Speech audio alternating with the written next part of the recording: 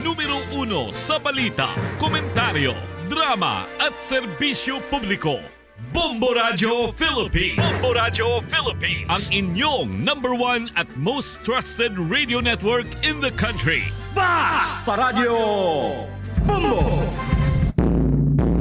This is Bombo Network News Noontime Edition, broadcasting live at Bombo Radio Broadcast Center, Makati City, Philippines. Ngayon ay araw ng Lunes, ika-31, huling araw sa buwan ng Marso taong 2025.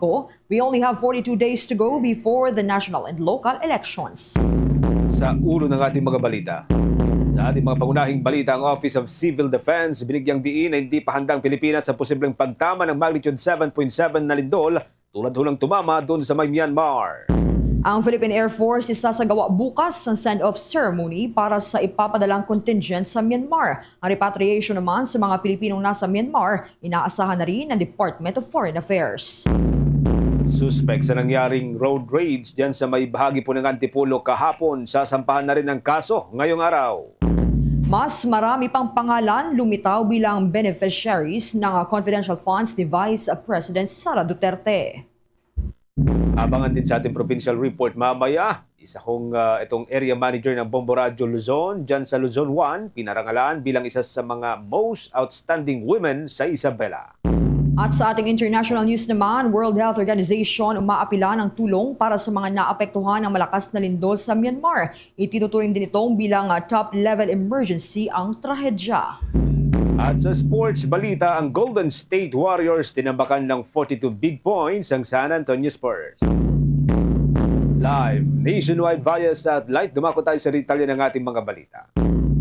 Hindi kinailan ng Office of Civil Defense na hindi pa handa ang Pilipinas sa posibleng pagtama ng katulad ng magnitude 7.7 na lindol na unahong tumama doon sa Myanmar nitong araw ng Biyernes, Marso 28.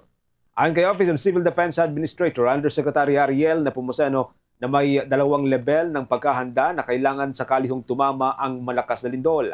Anya, ang unang level ng pagkahanda ay ang engineering solution sa pamamagitan po ng paggawa nitong mga strukturang earthquake-proof, gaya ho ng mga bahay, mga gusali at yaong mga tulay. Ngayon din ang pagsasaayos ng mga paaralan at mga health center para magkaroon ng matatag na pundasyon para makayanan ng malakas na mga pagyanig. Ito anya ang mga dapat na paghandaan ng todo ng ating bansa. Sa kabila po nito, nakahandang pamalaan na responde sa malakas na lindol sa pamamagitan po ng pagsasanay ng mga teams sa ito'y binubuo ng mga rescuers na magresponde sa mga major disasters. Karamihan din anya ng mga Pilipino ay batid ang pagsasagawa ng duck cover and hold kapag may lindol dahil sa sinasagawang national o nationwide earthquake drill. Noon nang sinabi ng state seismologist na ang isa sa aktibong faults sa bansa na Marikina West Valley Fault ay hubog para gumalaw o dahil hindi pa ito gumagalaw sa loob ng 200 taon o 200 years. Base kasi sa pag-aaral, kada 200 taon o hanggang 400 taon ay gumagalaw ho ang naturang fault kung saan sa taong 2050 maaabot na ang ika-200 taon. Maaari ding makapag-generate ng malakas na magnitude 8.3 na lindol ang Manila Trench Fault na maaring magresulta sa tsunami. Kaugnay po nito, hinimok din ng opisyal ang mga Pilipino na gamitin ang hazardhunter.ph at hanapin po yung address ng mga bahay o mga personal na bahay upang malaman kung ito po'y malapit sa fault system o ito po'y landslide-prone area at siguruhing may matibay na pundasyon ang mga ipinapatayong mga bahay. Sa kaugnay din pong development, kinumpirma rin ng Philippine Air Force na isasagawa ang send-off ceremony para ho sa Philippine Contingent for Humanitarian Assistance and Disaster Response Mission. Ipapadala ho dyan sa Myanmar bukas ho ito, araw ho ng Martes, Pebrero 1 o Abril 1. Ayon po sa Philippine Air Force, isasagawa ang seremonya sa base operations ng Colonel Jesus Villamor Air Base sa lungsod ho ng Pasay bandang alas 4 ho ng madaling araw. Una nang inihayag po ng Office of Civil Defense isang statement nitong araw ng Sabado o nitong weekend na nasa kabuang 114 na mga personnel ang nakatakdang i-deploy ng Pilipinas doon ho sa may Myanmar. Una nang sinabi ng pamalaan nitong araw din ho ng Sabado na inihahanda nito ang pagbibigay ng humanitarian assistance sa naturang bansa na tinamaan ho ng magnitude 7.7 na lindol Itong araw ng Biyernes, ito'y kumitil na ho ng hanggang sa 1,700 o 1,700 na katao. 3,400 ang naitala pong sugatan at mahigit sa 300 ang patuloy pa rin pong pinaghahanap. Habang umakyat na rin sa 18 katao ang namatay sa may Bangkok sa Thailand at 76 na construction worker ang patuloy din pong pinaghahanap kasunod ng pagguho ng mataas na gusali na kanila pong kasalukuyang ipinapatayo noong time na yon. Tiling unaccounted naman ang 4 na Pilipinong napaulat na nawawala matapos tumama ang malakas na lindol. Samantala, na-account na ng gobyerno ng Pilipinas ang 121 mula sa kabuang 128 na registered Filipinos sa Mandalay kasunod ng nangyaring magnitude 7.7 na lindol nitong nakalipas na linggo. Batay sa huling update na inilabas ng Philippine Embassy sa Myanmar, natukoy na ang lokasyon ng mga ito at nakumpirmang sila ay nasa ligtas na kalagayan. Ayon sa embahada, patuloy nilang inaalam ang kalagayan ng ibang hindi pa na-account. Kinabibilangan ito ng 3 na inaasahang makumpirma na sa mga susunod na oras, habang ang 4 na una nang napaulat na missing ay patuloy na hinahanap at tinutunto ng kanilang kinaroroonan. Muli namang ipinaalala sa embahada sa mga Pilipino roon na panatilihin ang pagiging kalmado at kapanatagan habang nagpapatuloy ang malawakang search and rescue operation sa buong bahagi ng Myanmar. Ipinaalala rin ng embahada sa mga Pinoy na maging kalmado sa gitna na patuloy na aftershock kasunod ng malakas na lindol. Kaugnay pa rin po ng mga balitang yan, inaasahan na rin po ng Department of Foreign Affairs ang posibilidad ng repatriation o pagpapauwi mula ho sa mga Pilipino, mga request ng mga Pilipinong apektado ho ng tumama na magnitude 7.7 na lindol. Ayon kay Undersecretary Eduardo De Vega ng Department of Foreign Affairs, may ilan na maari hong mawalan ng trabaho dahil yan sa lindol. Iniimbestigahan na rin niya ito ng Embahada ng Pilipinas sa may Myanmar para humabigyan ng tugon ang kanilang kahilingan kung sakaling magkaroon nga ho ng malawakang repatriation. Siniguro din ng opisyal na sakali mang may mga Pilipinong nais na umuwi, kanila itong tutulungan gaya ho na nangyari noon sa Turkey nitong taong 2023. Anya, ang mga ire-repatriate ay dadalhin ho muna doon sa may Bangkok, sa may Thailand, dahil naapektuhan ng lindol ang mga paliparan dyan sa bahagi pa rin po ng Myanmar. Sasailalim din ang mga ire-repatriate ng mga Pilipino sa reintegration program ng gobyerno ng Pilipinas. Sa ngayon mga kabombo Caster Nation, uunahin na muna ng pamahalaan ang pag-account sa lahat po ng mga Pilipino na nasa syudad na tinamaan po ng lindol, gaya ho ng Mandalay, Napidao at Yangon. Nauna nang napaulat na may 4 na Pilipinong nawawala matapos nga hong tumama ang lindol dyan sa bansang Myanmar. Sa iba pang mga balita, itong si Attorney Salvador Panelo, kumpiyansang may jurisdiksyon pa rin ang Korte Suprema kahit na idala na sa International Criminal Court si former President Rodrigo Roa Duterte. Ang kampo naman ng dating Pangulo handa umanong humarap sa Korte Suprema sakaling magkaroon man ng oral arguments sa isinumiting writ of habeas corpus. Kaugnay niyan, narito ang mga detalye sa pag-uulat ni Bombo Grant Hilario. Inihayag ni Attorney Salvador Panelo, former Chief Presidential Legal Counsel ni dating Pangulong Rodrigo Roa Duterte, na may jurisdiction pa rin ang Korte Suprema kahit pa naidala na sa The Hague, Netherlands ang kanyang kliyente. Sa kabila ng pagkakadetena ni former President Rodrigo Roa Duterte sa International Criminal Court, buo ang loob ng kanyang kampo na may kakayahan ang pinakamataas na hukom ng bansa sakali magkaroon man ito ng resolusyon. Matatandaan na nitong mga nakaraan lamang ay nagsumite ng writ of habeas corpus sina Attorney Salvador Panelo kasama ang kanyang abogadong anak na si Attorney Salvador Paulo Panelo Jr. na petisyon ni Kitty Duterte upang hilingin na ipresenta sa naturang hukom ang dating Pangulo matapos arestuhin umano ng ilegal at dalhin sa ibang bansa. Ayon mismo kay Attorney Salvador Panelo, hindi raw maaari na ganito ang mangyari sa isang individual na ipapaaresto na lamang sa isang hukom ng ibang bansa upang mapawalang bisa ang jurisdiksyon ng hukumang kinikilala sa bansa. Aniyay, malaki ang posibilidad na kung hindi ito mareresolusyonan ay maaaring maggamit bilang estratehiya ng mga nasa gobyerno sa paglaban nila sa kanilang mga kaaway sa politika.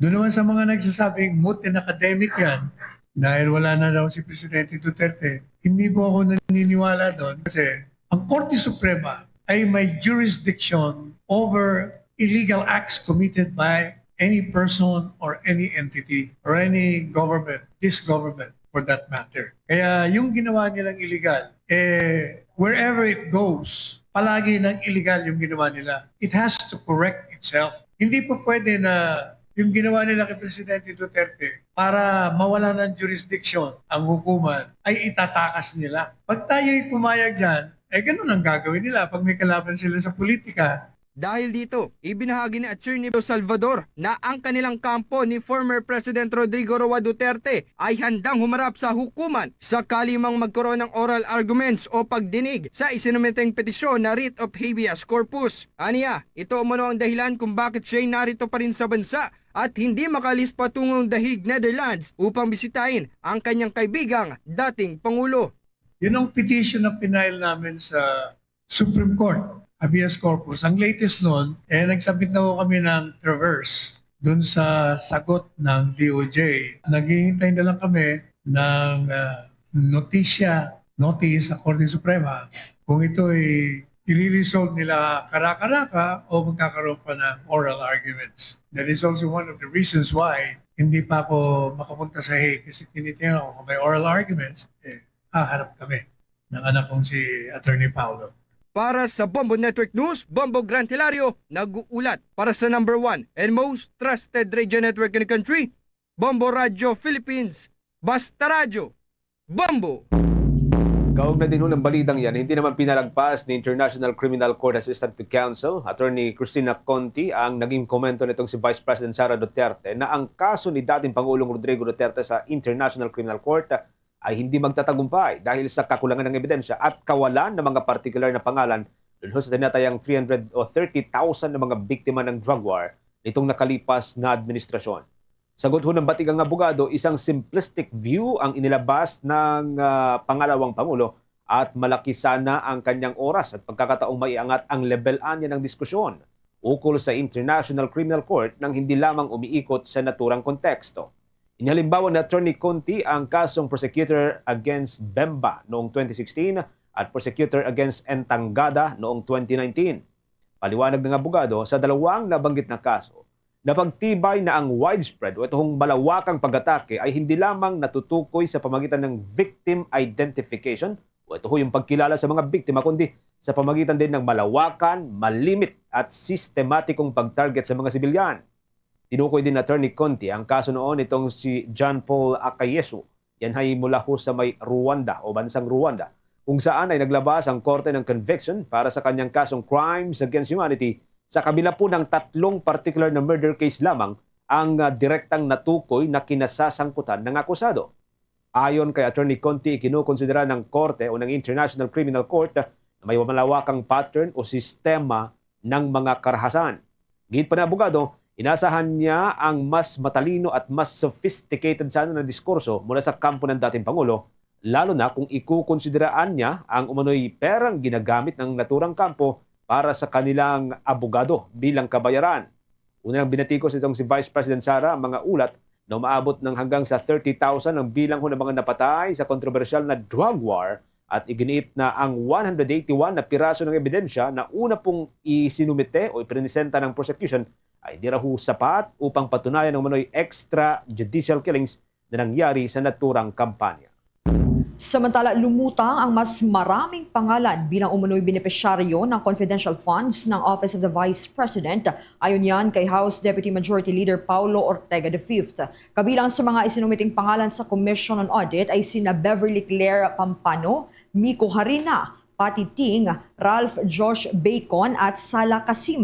Ayon kay Ortega, tila mga produktong mabibili sa palengke ang mga ito. Wala umanong tugmang birth, marriage o death records sa Philippine Statistics Authority. Ang mga naturang pangalan kabilang sina Amoy Liu, Fernan Amoy at Jody Asim na nakalistang benepisyaryo ng confidential funds ng Department of Education. Nitong buwan ng Marso, isiniwalat din ang mga pangalang Dodong Alcala, Dodong Bina, Dodong Bunal, Dodong Darong at Dodong Barok bilang tumanggap ng pondo. Iniimbestigahan rin si Vice President Sara Duterte sa umano'y maling paggamit ng confidential funds sa Office of the Vice President at Department of Education. Nasa Senado na ang impeachment case na lilitisin matapos ang midterm elections sa buwan ng Mayo. Meron na ho tayong 15 minutes makalipas ang 12:00 ng tanghali. Sa ibang development po tayo mga kabombo, ang Department of Agriculture magpapatupad po ng mas striktong enforcement doon ho sa mga maximum retail price o suggested retail price sa mga produktong baboy para ho masunod ng husto yung mga itinatalagang presyo ho nito. Na hong nagkaroon mga kabombo ng pagtatatag ng maximum retail price sa mga nakalipas na araw. Maki-update ho tayo o kuha ng update sa linya ni Bombo Bea Penisa. Nakatakdang magpatupad ng mas striktong enforcement ang Department of Agriculture sa implementasyon ng mga naitalagang maximum suggested retail price sa mga produktong baboy para lamang matiyak na talagang susundin ng mga retailers ang mga naitalagang presyo nito. Sa naging pag-iikot ng departamento kanina kasama ang mga opisyal mula sa Department of Trade and Industry, napansin na mas mura ang presyo ng mga karne ng baboy sa mga supermarkets kumpara sa mga palengke at lokal na pamilihan. Ani Agriculture Secretary Francisco T. Laurel Jr., marami pa rin kasi ang hindi sumusunod sa napag-usapang MSRP sa mga naturang produkto. Anya, hindi naman kasi ganoon kabilis ang implementasyon ng mga MSRP sa mga naturang produkto at katunayan, kasalukuyang nasa 30% pa lamang ang full compliance sa mga retailers sa buong bansa na sa itinakdang presyo nito. Kaugnay niyan, pakinggan natin ang mga bahagi ng pahayag na Secretary Francisco T. Laurel Jr. For the last 2 weeks, meron tayong bantay presyo na umiikot. No? Hindi naman kami dalawa lang ang umiikot. Maraming hindi pa rin nagko-comply. But of course, almost 30% for na compliance, no, full compliance. Sa ngayon, almost 30% ang compliance, no, full compliance. Meron pang maraming hindi. Nabanggit mo nga nung huli yung Cartimar, isang issue. Samantala, tiniyak naman ng kalihim na muli magkakaroon ng talakayan ng kanilang tanggapan kasama ang mga pork stakeholders para matukoy kung ano nga ba ang mga pinagmulan ng mga naturang issue na ito. Kasunod ito ay siniguro rin ng kalihim na ibababa pa kung maaari ang mga naitakdang MSRP sa mga produktong baboy at mas paiigtingin na rin ang pag-iikot ng kanilang departamento sa mga pamilihan at lalong magdadagdag rin ng enforcement sa mga pamilihan para mas sundin ng mga retailers at ang pork industry kung ano ang nauna nang napag-usapan sa kanilang mga naging talakayan. Kaugnayan, pakinggan natin muli si Secretary Francisco T. Laurel Jr. Pero mamayang hapon, kakausapin ulit natin yung mga pork stakeholders sa DA para makita kung saan ba yung mga issue. But definitely, ipapababa natin yan. At kung kailangan namin gumawa ng double time at ikot at stricter enforcement sa mga food safety ng mga biyahero, ng mga farm, gagawin namin yan para mas. Samantala, Bombo Genesis, Bombo Joy, nakikita naman ng departamento na wala sa mga retailers ang problema kung bakit nananatili sa matataas na presyohan ang mga produktong ito, kaya naman mas magkakaroon pa ng striktong implementasyon at kung kakailanganin naman anya ay magsasampa na rin ng mga kaukulang reklamo o kaso ang departamento sa mga patuloy na lalabag dito. Bombo Genesis, Bombo Joy. Mula nung inilatag itong maximum suggested retail price, Bombo Bea, meron na bang na-punish ng mga retailers dito? Kasi 30% lamang yung compliance rate.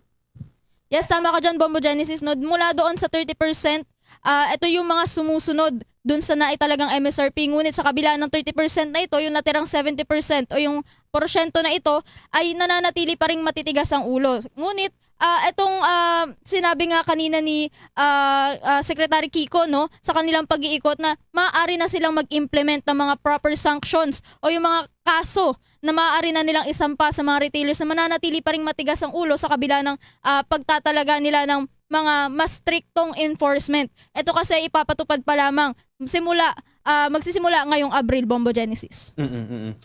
Pero itong 70% na ito, ano yung pangunahing dahilan ba na nababanggit nila kay Secretary Laurel? Kasi lagi nag-iikot si Secretary Laurel, So may mga natukoy bang mga parang common denominator o mga dahilan kung bakit hindi pa rin sila nagpapatupad ng MSRP?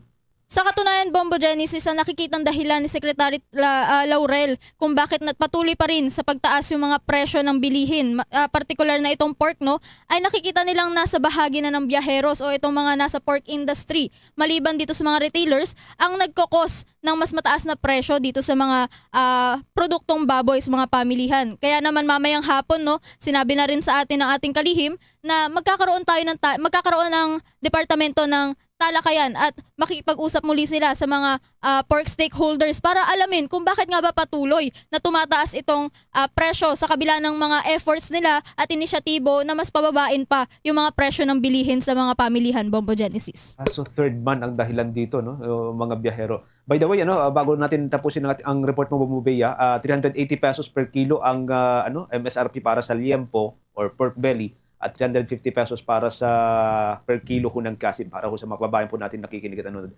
Sige, maraming salamat, Bumubea. Live mula dito sa Quezon City, Bombo Bea Piniza nag-uulat para sa number 1 and most trusted radio network in the country, Bombo Radio Philippines. Basta Radio Bombo! Meron na ho tayong 20 minutes makalipas ang alas 12 ng katanghalian. Mula sa Department of Agriculture, update po tayo sa Palasyo Malacanang. Ang Pangulo, si Pangulong Ferdinand Marcos Jr. binigyang diin ang pagtulong sa mga nangangailangan at pagkakaisa ngayon pong pagdiriwang ng Idil Fitr o pagtatapos po ng Ramadan. May mga development po dyan si Bombo Annalise Soberano. Nakikiisa si Pangulong Ferdinand Marcos Jr. sa mga kapatid nating Muslim para sa pagdiriwang ng Idil Fitr o pagtatapos ng Ramadan ngayong araw, March 31, 2025. Sa mensahe ng Pangulo, binigyang diin nito na sana'y nakapagbigay inspirasyon ang ipinagdiriwang na okasyon para mas maipaabot pa ang bawat isa ang pagsisilbi, makatulong sa mga nangangailangan at makatulong na matagpuan ang kagalakang hinahanap ng bawat isa. Sa pamamagitan lamang din anya ng pamumuhay ng may malasakit. Mararamdaman kung ano ang ninanais ni Prophet Muhammad na makamit natin at ito ay isang buhay na may pagmamahal, pagkakasundo na dapat maghari sa lahat. Dagdag pa ng Pangulo, ang pagdiriwang ng Idil Fitr ngayong araw ay isang patunay na ating kagustuhang maipagkalat ang pakikipagkapwa-tao, mapalakas ang relasyon sa mga kaibigan at pamilya, gayon din ang pagkakaisa. Sang-ayon din si Pangulong Marcos na may pagpapatuloy ang kabutihang asal ng pagseserbisyo at pananalig upang mapalaganap natin ang isang mas makatarungan at mapayapang bagong Pilipinas. Hindi rin anya dapat malimutan ang responsibilidad natin sa bawat isa at ang pagpapakita ng kabutihan ay magsilbing daan para sa isang komunidad na nagsama-sama patungo sa pagsulong. Samantala, tiniyak naman ng Palasyo ng Malacanang na hindi pababayaan ang mga Filipinos na nahuli sa Qatar dahil sa pagdalo ng rally bilang pagdiriwang sa kaarawan ni dating Pangulong Rodrigo Duterte noong March 28, 2025. Ayon kay Palace Press Officer Undersecretary Claire Castro, nang malaman ng Embahada ng Pilipinas na may 19 na Pilipino ang nahuli, ay kaagad itong nagpadala ng labor attaché para tulungan ang mga nasabing Pinoy. Giit ni Castro, hindi mag-aatubili na tulungan ng gobyerno ang ating mga kababayan na nahaharap sa legal battle. Pakinggan natin ang pahayag ni Palace Press Officer Undersecretary Claire Castro.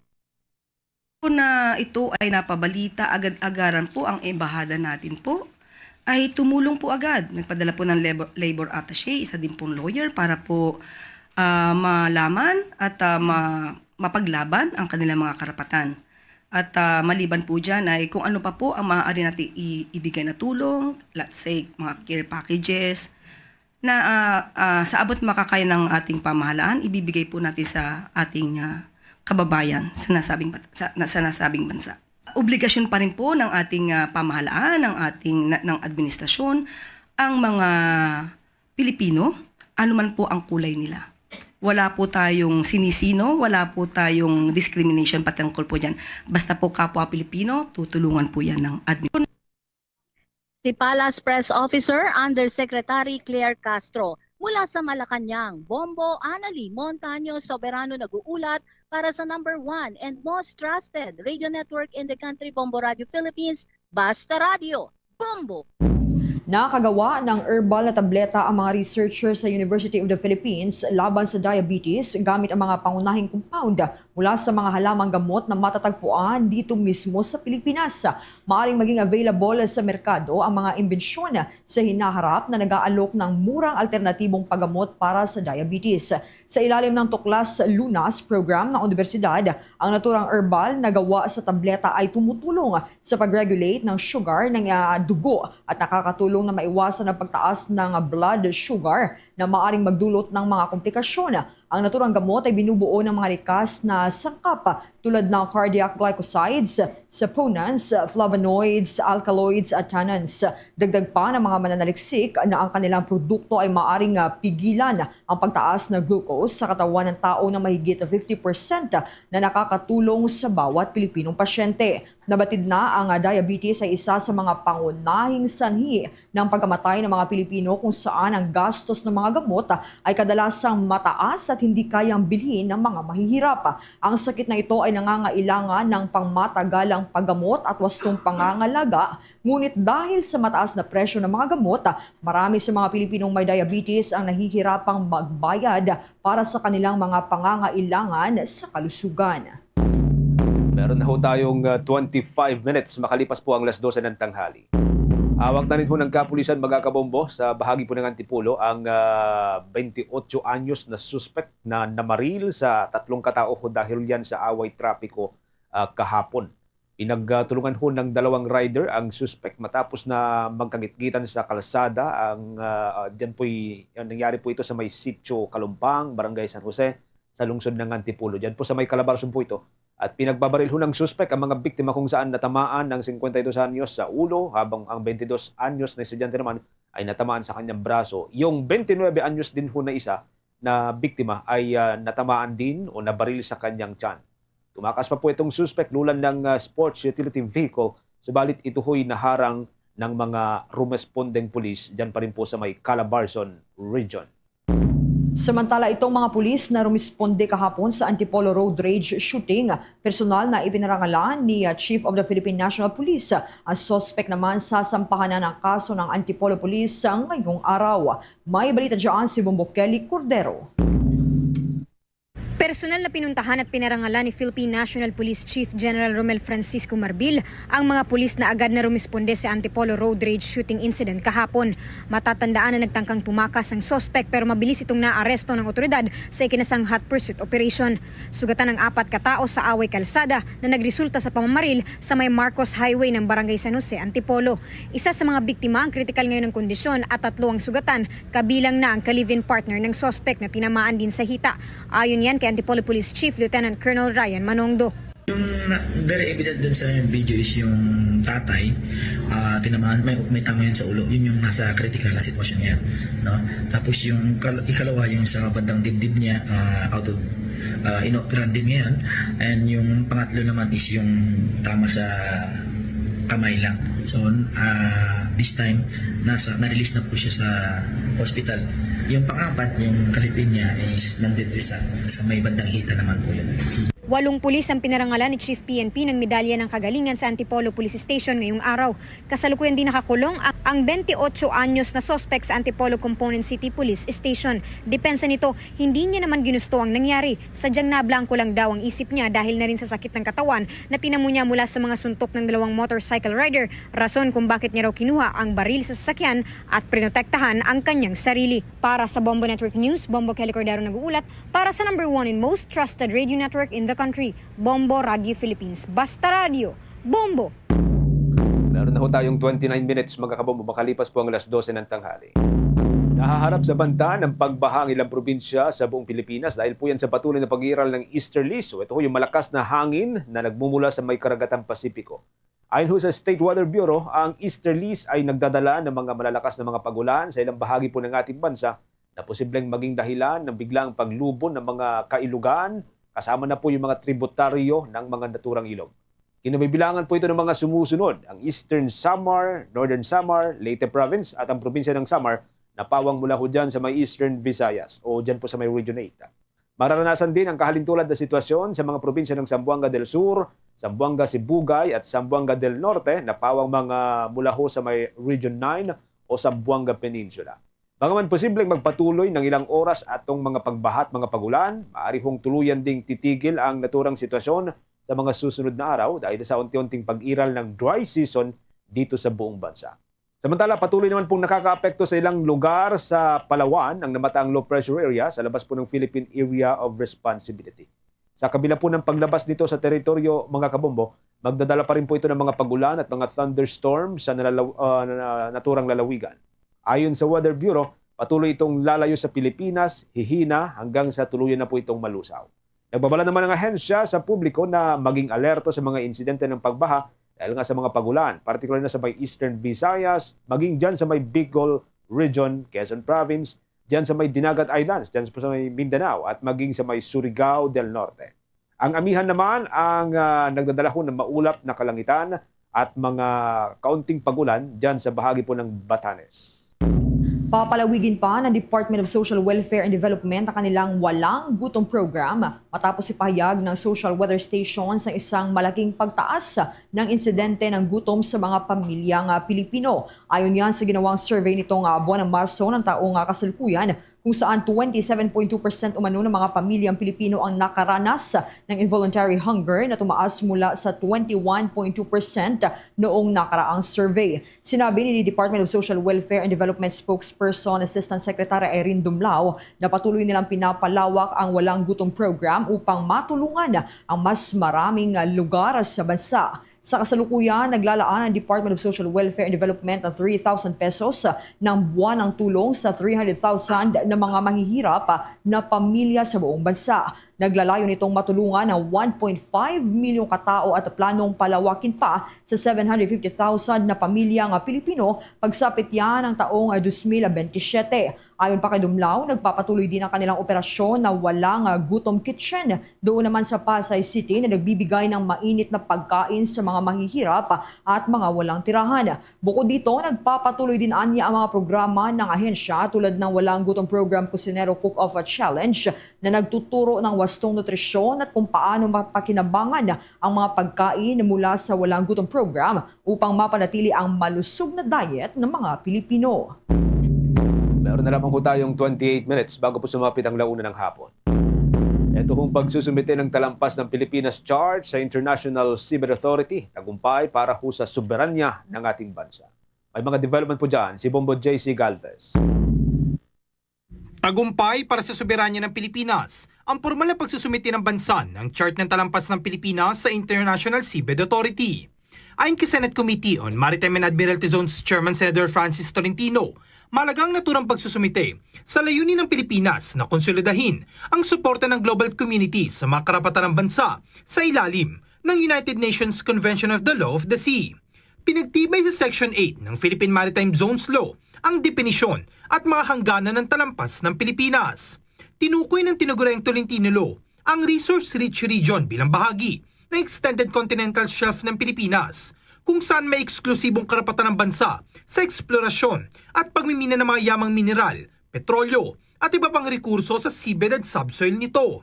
Binibigyan din ito ang Pilipinas ng ganap na kapangyarihang magtatag ng artificial islands, mga instalasyon at istruktura sa seabed, gayon din sa pagsasagawa ng marine scientific research, drilling at tunneling at iba pang mga karapatan alinsunod sa UNCLOS. Sa huli, nagpasalamat naman ng Senador sa Department of Foreign Affairs, Philippine Mission to the United Nations, National Mapping and Resource Information Authority at iba pang nag-ambag sa inisyatiba.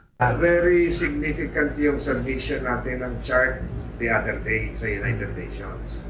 It will pave the way for the recognition of talampas. Yung talampas yun yung pinangalan ni Senator Tolentino sa Benham Rice doon sa Philippine Maritime Zones Law Republic Act 12064. Anong epekto nito? Ito ay magdudulot ng pagbibigay ng recognition sa ating bansa na i-explore at i-develop yung seabed. Lampas ito ng 200 nautical miles. Ito na yung talampas ng Pilipinas. So, ibig sabihin ito, tayo yung merong karapatan mag-develop ng manganese nodules, rare earth materials na bihira. Ginagawa mga baterya to. Ito yung ginagawa rin sa mga microchips. At yung ating methane deposits na natural gas. Para sa Bombo Network News, ako si Bombo JC Galvez nag-uulat para sa number 1 and most trusted radio network in the country, Bombo Radio Philippines Basta Radio. Bombo! Para sa mas kumpletong pakikinig ng music, entertainment, news, and information. Meron yan dito sa Bombo Radio. Dahil nandito ang music station ng Bombo Radio Philippines. ang Star FM. Sa Luzon, nandyan ang 102.7 Star FM Manila, ang 100.7 Star FM Dagupan at 89.5 Star FM Baguio. Kahit saan sa Pilipinas at maging sa ibang bansa, lagi mong kasama ang Star FM. Dahil hindi lang kami sa radyo mapapakinggan, live din tayo sa Bombo Radio Philippines mobile app at sa Facebook. Kaya Star Nation, kung musika at impormasyon ang hanap mo, no worries. Dahil sagot yan ng Star FM, the music station of Bombo Radio Philippines. It's all for you, Star FM. Bombo International News. Kasunod ng malakas na lindol na tumama sa Myanmar na labis na nakaapekto sa mga serbisyong pangkalusugan at naglagay sa libu-libong tao sa panganib na matinding pinsala at sakit, kinakapos ng medical aid ang mga biktima ng trahedya. Agad nang tumugon ang World Health Organization sa pinakamataas na antas kung saan nagpadala ng halos 3 toneladang kagamitang medikal sa loob ng 24 oras at nagko-coordinate din sa Global Emergency Medical Teams. Nangangailangan ang World Health Organization ng $8 million o katumbas ng halos kalahating bilyong piso para makapagbigay ng pangunahing lunas, maiwasan ang pagkalat ng sakit at maibalik ang mga serbisyong pangkalusugan sa loob ng 30 araw. Ang suporta ng mga donor ay napakahalaga upang masagip ang buhay at maibigay ang kinakailangang tulong sa mga pinakaapektado. Hinihikayat din ng World Health Organization ang lahat na tumulong ngayon upang mapanatili ang kalusugan, maiwasan ang mga outbreak at tiyaking maaabot ang mga nangangailangan. Samantala naman, idineklara ng World Health Organization na isang grade 3 emergency o pinakamataas na antas ng krisis ang lindol sa Myanmar habang humingi ito ng $8 million upang mapabilis na makapagbigay ng tulong at maiwasan ang pagkalat ng sakit. Ayon sa World Health Organization, mataas ang panganib ng impeksyon sa mga sugatan dahil sa limitadong kapasidad ng mga ospital. Bukod pa rito, lumalala ang krisis dahil sa pagkasira ng mga supply ng kuryente at tubig na maaring magdulot ng pagkalat ng sakit tulad ng cholera at dengue. Ang 7.7 magnitude na lindol ay tumama malapit sa lungsod ng Mandalay noong Biyernes, kasunod ng isang 6.7 magnitude na aftershock. Nasa 1,700 na katao naman ang naiulat na namatay sa Myanmar at 18 sa Thailand. Ayon sa World Health Organization, kinakailangan ng agarang tulong para sa mga trauma care, supply ng dugo, anesthetics at mahalagang gamot. Nagapadala naman ang trauma kits at tent facilities sa mga ospital sa Nai Pia Dao at Mandalay upang matugunan ang dumaraming bilang ng mga sugatan. At sa iba pang balita, nagdulot naman ang bahagyang pinsala at paglikas ng mga residente ang tumamang magnitude 7.0 na lindol malapit diyon sa Tonga nitong umaga ng Lunes. Base sa live video ng local media sa Tonga, umaalingaw ang tsunami o tsunami sirens matapos tumama ang lindol kaninang 1:18 na madaling araw para palikasin ang mga residente sa ligtas na lugar. Ang mga residente sa kabisera ng Nuku'alofa ay lumikas patungo sa inland o mas mataas na ground. Ibinahagi ng Tongan Taekwondo athlete na si Pita Taufatufa sa kaniyang social media account ang nangyaring lindol kung saan idinitalya niyang nagsibagsakan ang ilang sa mga gamit mula sa mga estante at lamesa. Gayon din ang mga larawang nakakabit sa dingding ay nagsihulugan at nahirapan anya itong makatayo at ngayon lamang anya naranasan ang ganun katagal na pagyanig. Base naman sa United States Geological Survey, ang epicentro ng lindol ay may lalim na 29 kilometers na nasa 100 kilometers mula sa hilagang silangan ng Main Island. Ilang oras ang nakalipas, sinundan ito ng magnitude 6.1 na lindol na tumagal naman ang segundo na tumama sa parehong lugar. Nag-issue naman ang Pacific Tsunami Warning Center ng notice matapos ang lindol dahil sa posibilidad ng papanganib ng mga alon, subalit inalis na ang warning makalipas ang ilang oras. Bombo Sports News. Sa ating sports balita, balik na sa ika-6 na puwesto ang Golden State Warriors matapos natambakan ng 42 big points ang San Antonio Spurs sa 148-106 na score. Uling gumamit ang Warriors ng fast-paced offense at hindi nakasabay ang San Antonio mula sa unang quarter hanggang sa tuluyang matapos ang laban. Sa first quarter kasi, Agad na gumawa ng 44 points ang Golden State at tinambakan ng kalaban ng 17 big points sa score na 44-27. Umabot pa ang kalamangan sa 24 points sa pagtatapos ng second quarter hanggang sa tuluyang lumubo ito sa 38 points pagkatapos ng third quarter. Ilimitahan na rin ang paglalaro ng mga starter ng Golden State pagsapit ng third at fourth quarter at ipinasok ng mga bench player upang tuluyang tapusin ang laban. Sa loob ng 27 minutes, nagawa nitong si Warriors guard Brandon Podziemski na kumamada ng 27 points habang 20 points naman ang ambag ng small forward na si Moses Moody sa loob ng 25 minutes na kanyang paglalaro. Lahat po ng mga player ng Golden State ay pawang nagbulsa ng kanilang score o individual score at nagawa ng koponan na panatilihin ang 58% na overall shooting percentage. Sa kabuuan po ng 56 shots na naipasok ng team, 21 o 21 rito ay pawang mga 3-pointer. Sa San Antonio naman, nasayang ang 19 points na ipinasok ng bench na si Keldon Johnson. Sa naturang laban, nalimitahan lamang sa 6 points ang point guard na si Chris Paul kasama ang isang rebound at 4 na assist. Dahil po sa panalo, tuluyang umusad ang Golden State sa Western Conference standing at hawak na nito ang ika-6 na pwesto tanga ng 43 na mga panalo at 31 na pagkatalo.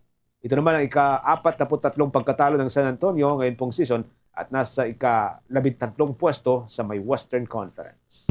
Sa iba pang balita mga kabombo at Star Nation, nanawagan ang Office of the Presidential Advisor for Peace, Reconciliation and Unity o itong OPAPRO sa mga Muslim na maging katuwang ng pamahalaan sa pagtataguyod ng makatarungan at pangmatagalang kapayapaan sa bansa. Ayon kay OPAPRO Chief Secretary Carlito Galvez Jr., sa kanyang mensahe para sa Eid al-Fitr, naway mahikayat sana nito ang iba na tumulong sa kapwa, lalo na sa mga higit na nangangailangan, magkaisa upang makamit ang iisang layunin. Ito ang makatarungan at pangmatagalang kapayapaan para sa Bangsamoro at sa lahat ng Pilipino. Ipinahayag din ni Galvez ang kanyang pag-asa na magsilbing inspirasyon ang okasyong ito upang ang mga Muslim ay maging warang tagapagtaguyod ng pananampalatayang Islam at maging liwanag ng pag-asa, kabutihan at pagpapatawad. Dagdag ng opisyal na pagpalain nawa tayo na makapangyarihan at dinggin ang ating mga panalangin. Samantala, magsasagawa muli ng inspection sa mga palengke ang Department of Agriculture sa pamamagitan po yan ng pagkipagtulungan ng Department of Trade and Industry sa pamamagitan po ni Secretary Cristina Roque at maging ang kapulisan. Yan po ay upang tignan pa rin yung pagpapatupad ng maximum suggested retail price para ho sa karne ho ng baboy. Kasama na ho dito yung maximum suggested retail price para ho sa imported na bigas.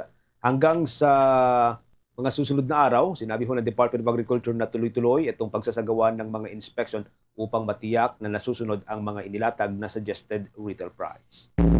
Inresto ng mga otoridad ang isang babaeng patungo sana ng China matapos na madiskubring mayroong ihahaing warrant of arrest kontra sa kanya na may kinalaman sa pag-i-issue ng mga tumatalbog at peking cheque. Ayon sa mga otoridad ng Ninoy Aquino International Airport, patungo ang babae sana sa Guangzhou sa China nang siya ay arestuhin sa Terminal 3 ng Paliparan.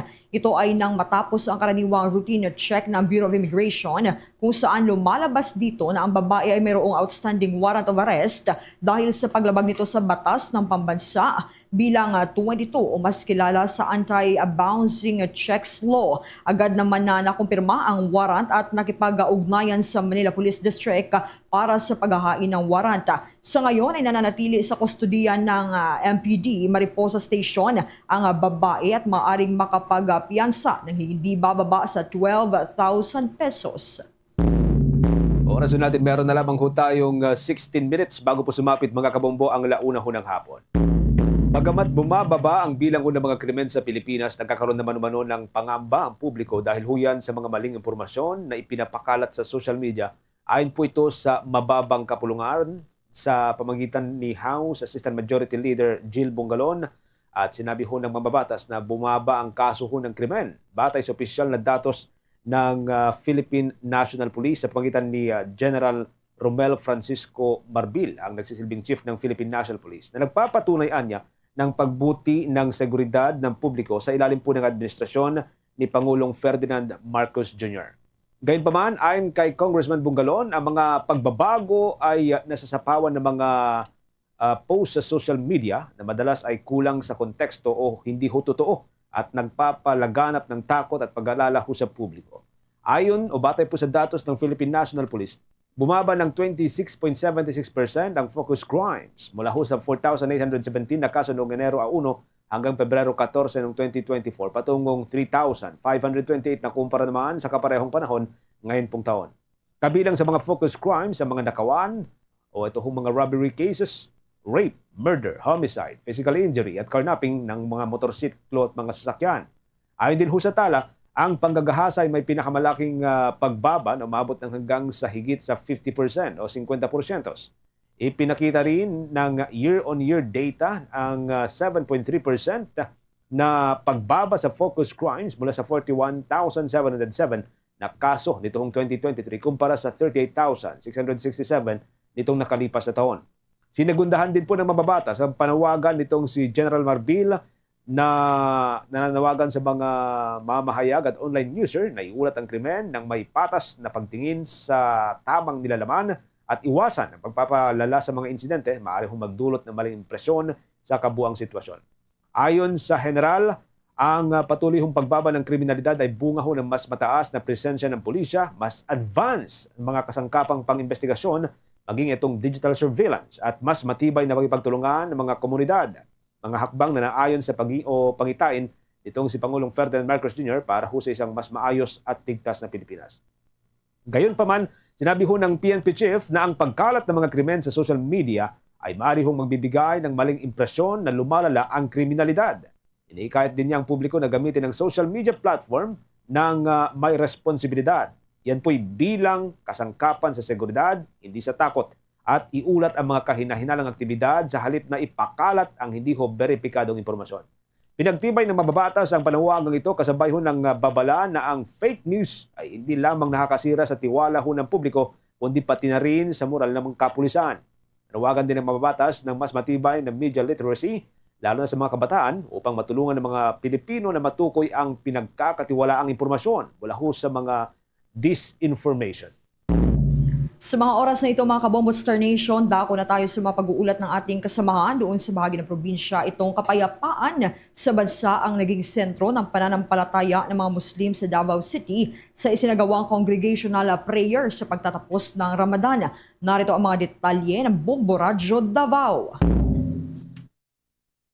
Kapayapaan at pagkakaisa ang naging sentro ng isinagawang pananampalataya ng mga kaibigan nating Muslim na lumahok sa congressional prayer dito sa Ross Avenue, Davao City. Ayon kay Muhammad Habib Al-Kulaki, ang presidente ng Mercy Islamic Foundation na umaasa silang magkaisa ang lahat kahit paman sa dibisyon na ngayon sa politika. Alhamdulillah, already we make more than 5,000 from the coffee, from the kain, from the cake, from the caldo, from the government also, from our beloved Mayor Basti, and also we have many things. And there is some different also company, they join with us today to make all the people happy. And we don't mind also anyone who is a Christian to join with us. Because as I told you, we are inside one banca. We would like to be happy lahat, not only as Muslim. All the people who is living in this country, we need them to be happy. Samantala, sa usaping seguridad naman, naging payapa at walang natalang any untoward incident ang kapulisan. Sa kabilang banda, sinabi ni Randy Usman, isang Muslim at convener ng #ProtectVP Sara Duterte sa Davao City, na isa sa palagi nilang dasal ang muling pagbabalik ni dating Pangulong Rodrigo Duterte. Aniya, di umano silang magsasawa sa kanilang dasalan na maging mapayapa ang politika sa bansa. At yan ang ulat mula himpilan ng Bombo Radio Davao para sa Bombo Network News, Bombo Friends Bandeleng, para sa the #1 and most trusted radio network in the country. Bombo Radio Philippines, basta radio, Bombo!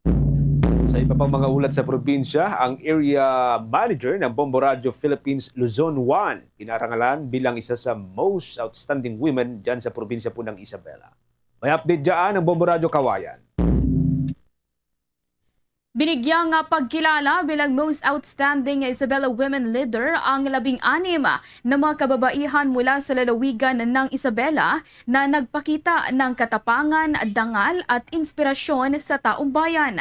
Pinarangalan ngayong taon sina Mary Jane Socan Soriano, Conchita Palencia, Diana Gian Adalin, Lieutenant Colonel Jane Abigail Bautista, Heidi Liza Villanueva, Professor Dr. Marinel Dayawon, Zenaida Zicarelli, Francis Medina, Christine Arnaldo D, Virginia C, Loida Almirol, Aida Palugod Alejandro, Senior Superintendent Joan Enriquez Vallejo, at ang ipinagmamalaking mamamahayag ng Bombo Radyo Kawayan Area Manager Maylen Taguba Binalay o mas kilala bilang si Bombo Mariel Gomez.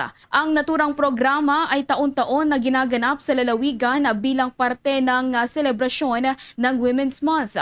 Sa naging panayam ng Bombo Radyo Kawayan kay Sangguniang Panunsod Member Gary Galotera na siya ring chairman ng kababaihan, sinabi niya na ito ang pangatlong pagkakataon na mabibigyang pagkilala ang mga natatanging Isabela Women Leaders. Paglilinaw niya na ang mga pinarangalan ay ang mga ipinanganak sa lalawigan ng Isabela at ngayon ay nasa iba't ibang sulok na ng mundo para sa kanilang napiling karera. Naging mahigpit naman anya ang screening sa naturang karangalan kung saan 16 lamang sa mga kababaihan ang napili mula sa 28 nominees. Anya hindi na uso ngayon ang stereotyping dahil lahat ng kayang gawin ng kalalakihan ay kayang-kaya na rin gawin ng mga kababaihan. Ating pong mga awardees for the third outstanding women leaders in Isabela. They are all from different various categories within the region, and this is in celebrations of the Women's Month.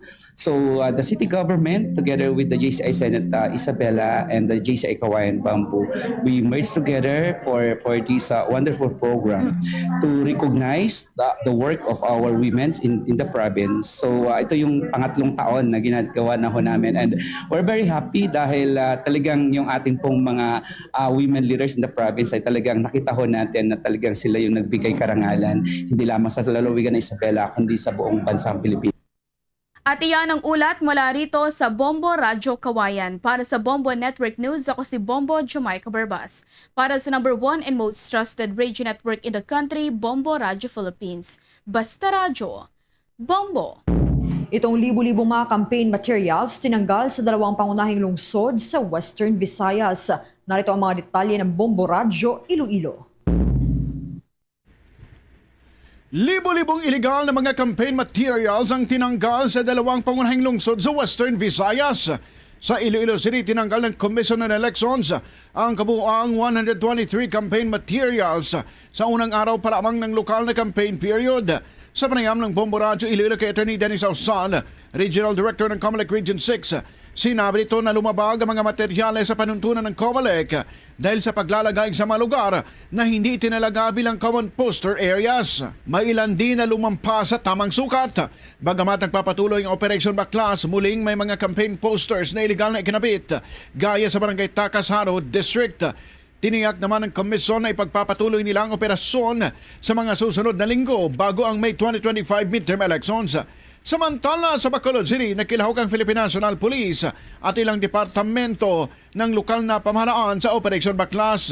Mula nang magsimula ang campaign na period noong Pebrero 11 para sa mga pambansang kandidato, umabot na sa mahigit 5,000 piraso ng campaign materials ang inali sa lungsod. Pag-Operation Baklas, may mga campaign materials sa Barangay Hall, Anod Outpost, even to include the accountable forms and supplies. No? They were all duly briefed covering vote buying, vote selling, and most importantly, ang abuse of state resources. So they've been briefed on that and how we wish that they will fully comply. Si Commission on Elections Region 6 Director Attorney Dennis Ausan. Para sa Davao 2025 update ng Bombo Radyo Philippines, ito si Bumbo Ayan Gahete. Para sa number 1 and most trusted radio network in the country, Bombo Radyo Philippines. Basta Radio, Bombo! Dako naman ho tayo sa may Region 7, mga kabombo. Ang Police Regional Office number 7 nanguna ho sa pagpapatupad din ng Commission on Elections o COMELEC gun ban sa buong Pilipinas. May mga update po dyan ng Bombo Radyo Cebu. Nanguna ang Police Regional Office sa Central Visayas bilang top performer sa buong Pilipinas sa pagpapatupad ng Commission on Elections gun ban. Mula nang magsimula ang election period noong Enero 12, 2025, ang PRO7 ay nakakumpiska ng kabuuang 877 na hindi rehistradong mga armas. Sa pinakahuling datos, 811 na baril ang nasamsam ng PRO7 sa mga operasyon ng kapulisan na kinabibilangan ng bypass, habang 53 naman ang nakuha sa pamamagitan ng search warrant. 7 sa paghahatid ng warrant of arrest sa mga individual na may mga nakabinbing kaso at 6 sa iba't ibang mga checkpoints. Pinangunahan ng Central Visayas ang 17 police and regional officers kung saan nalampasan ang National Capital Region Police Office o NCRPO na nakasamsam ng 675 na baril at ang Police Regional Office Central Visayas na nakakuha lang ng 503 na mga baril. Kaya naman, pinuri ni Police Brigadier General Rodrigo Maranan ang Regional Police Chief ng Central Visayas at ang kanyang mga tauhan sa kanilang walang sawang pagsisikap sa pagtiyak ng kapayapaan at seguridad bago ang halalan sa Mayo 12, 2025. Ito rin ang sinabi ni Police Colonel RB Acere Paraon Bueno, ang tagapagsalita ng PRO7, na nakatutok ang kapulisan sa pagtiyak ng kaligtasan at kaayusan sa buong rehiyon, kaya naman patuloy ang kanilang paghihikayat sa publiko na makikoopera upang mapanatili ang kaayusan at kapayapaan. Mahalaga po para sa ating Regional Director ang inyong kaligtasan.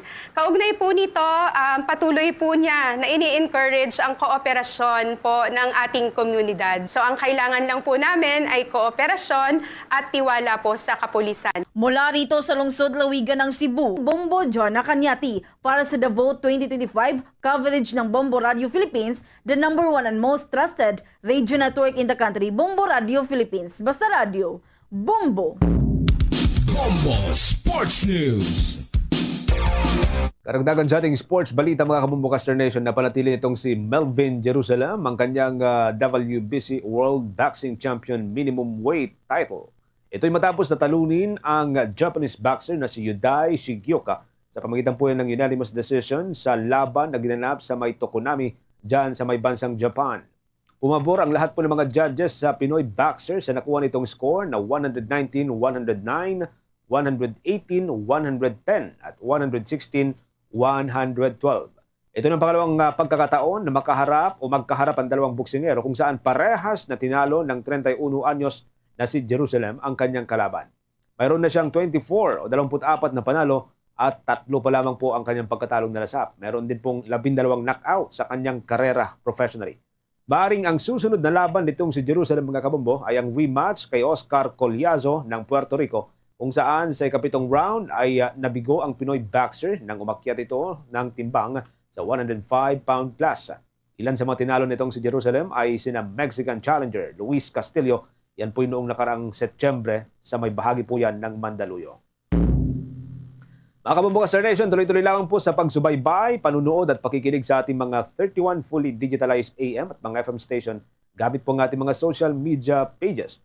After po ng Bombo Network News, pwede po niyong subaybayan ng ating mga provincial station gamit po yung kanilang sariling social media pages. Tulad po ng Facebook, YouTube, TikTok, maging sa Bombo mobile app na pwede po niyong i-download via Google App Store at Apple App Store. After po ng Bombo Network News, subaybayan po sila sa pamamagitan po ng kanilang social media pages. Tulad po dyan o dito sa Luzon area, dyan sa may Northern Luzon, mga kabombo Caster Nation, nariyan po ang Bombo Radio Kawayan, Bombo Radio Dagupan at Bombo Radio Baguio sa may Northern area. Sa Southern Luzon area, nariyan po ang Bombo Radio Legazpi.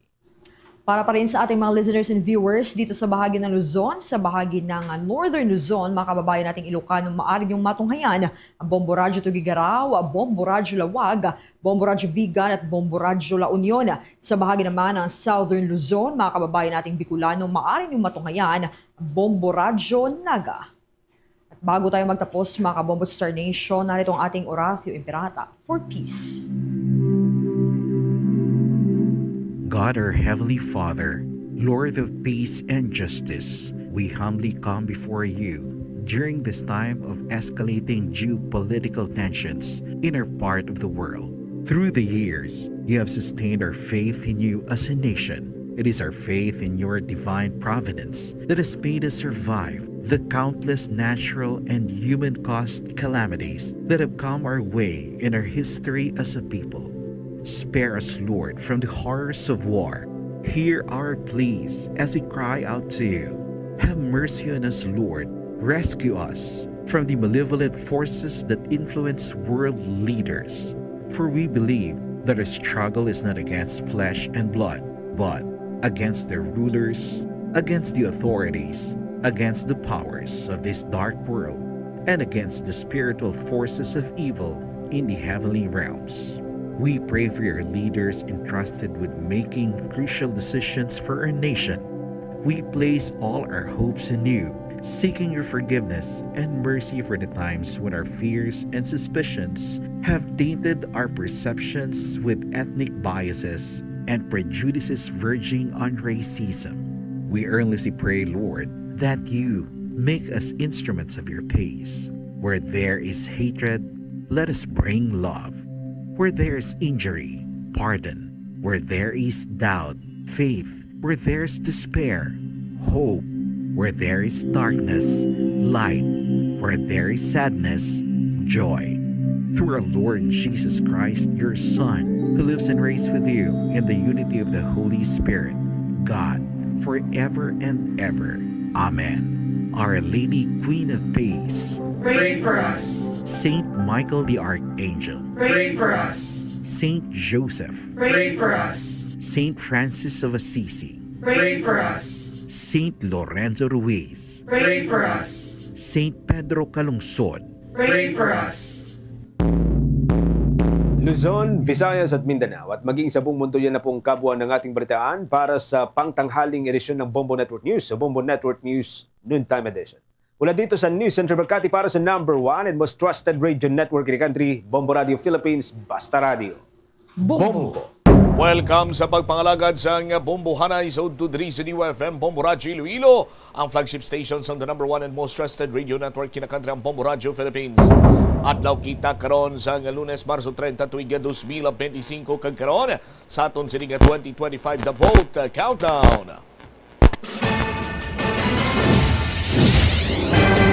42 dias na lang kag 2025 national, local and barm elections na.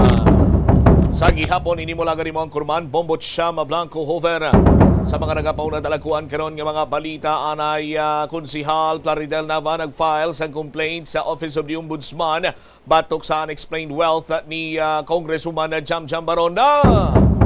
Samtang Mayor Jerry Treñas ginako ang gintingwaan man nga mabuligan si former Mayor John Patrick Pamilog apang ginaligar nga may ebidensya batok sa anay alkalde nga tuman kabugat. Sa pihak nga bahin mga illegal posters ang kandidato nga nakumpiska sa task force sa ASISU nagatambak lang sa ilaw opisina. Police Regional Office 6 padayon nga nag-coordinate sa Philippine Drug Enforcement Agency Mimaropa sa update sang kaso ni Christopher or alias Christopher nga nakuhaan sang shabu malapit 1 milyon ka pesos sa Calapan Port dito iya sa Mindoro. Iloilo Provincial Government nagapanawagan sa mga local government unit nga suportaran ang mga programa na angot sa environment kag ikayong lawas kasunod sa na-record gaduha nga ginbawian sang kabuhi bangod sa typhoid fever. Samtang sa police reports, kahulugbon kag binaisay ginatanaw rason sang kapulisan sa pagbuno patay sang tiyo sa iya hinablo sa panuasang Barotac Nuevo. Muni madalagkuhan mga balita, issues kay impormasyon na may sentro karon sa aton sining pagpangalagad sa gihapon sa palatuntunan na Bombo Hanay sa Udo. Check nato ng balita ni Bombo Angel Tan. Kay sinigin lamang adlaw nag-file sa complaint sa Office of the Ombudsman Visayas si former Iloilo City Councilor Plaridel Nava. May kantanan sini Banuasa sining aligar sa nga anay konsihal nga unexplained wealth sa kongresista. Check na pala si Bombo Angel Tangel sa report. Please go ahead. Nag-file subong adlaw Bombo Cham sa criminal and administrative complaints sa bahin sang ombudsman si former Councilor Plaridel Nava. Hindi kaangtan niya siya sa ginapasuni unexplained wealth ni Congresswoman Jam Baronda bangod man apit ri Bombo Cham sa mga nagagawa niya mga litrato nga mga branded kag overpriced niya nga mga kagamitan sa aton diri pagpakag-angot man si former Councilor Plaridel Nava iya ginpahayag nga dugin na duhol na sa ila o kung sa iya mismo sang kongresista ang mga resibo o kung mga litrato nga tido nagapadayaw kuno balabong botsyam do flaunting ni siya ang gingamit niya nga term sang mga kagamitan niya nga kung isip-isipon niya kuno sobra milyon ang ibandri nga prices man kay tigin plus cardri sang konsihal o former councilor nga kung isip-isipon kuno bang botsyam yara sa 5 years and 9 months pa lang ara sa kongreso si Congresswoman Jamjam Baronda kag-abi butang ta ni sweldo nga tag 200,000 kada bulan. Kung isip-isipon for 5 years, yara pa lang sa sobra 14 million pesos ang iya kung tani nga na income abi with her possession pero ti nagagwa diri sa mga ginbutang niya, ginlista niya.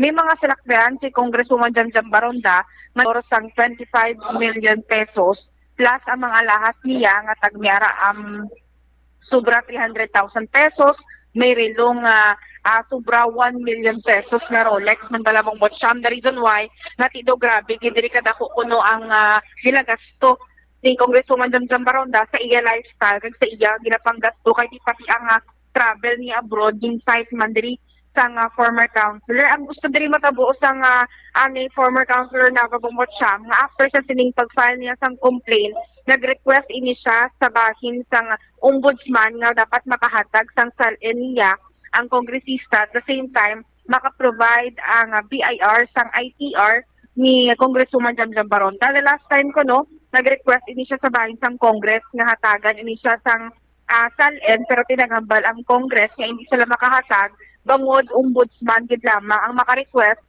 para nga tiatagan maka-provide bisang copy sini Botsyam. Patag sang former councilor nga hindi ini siya politika.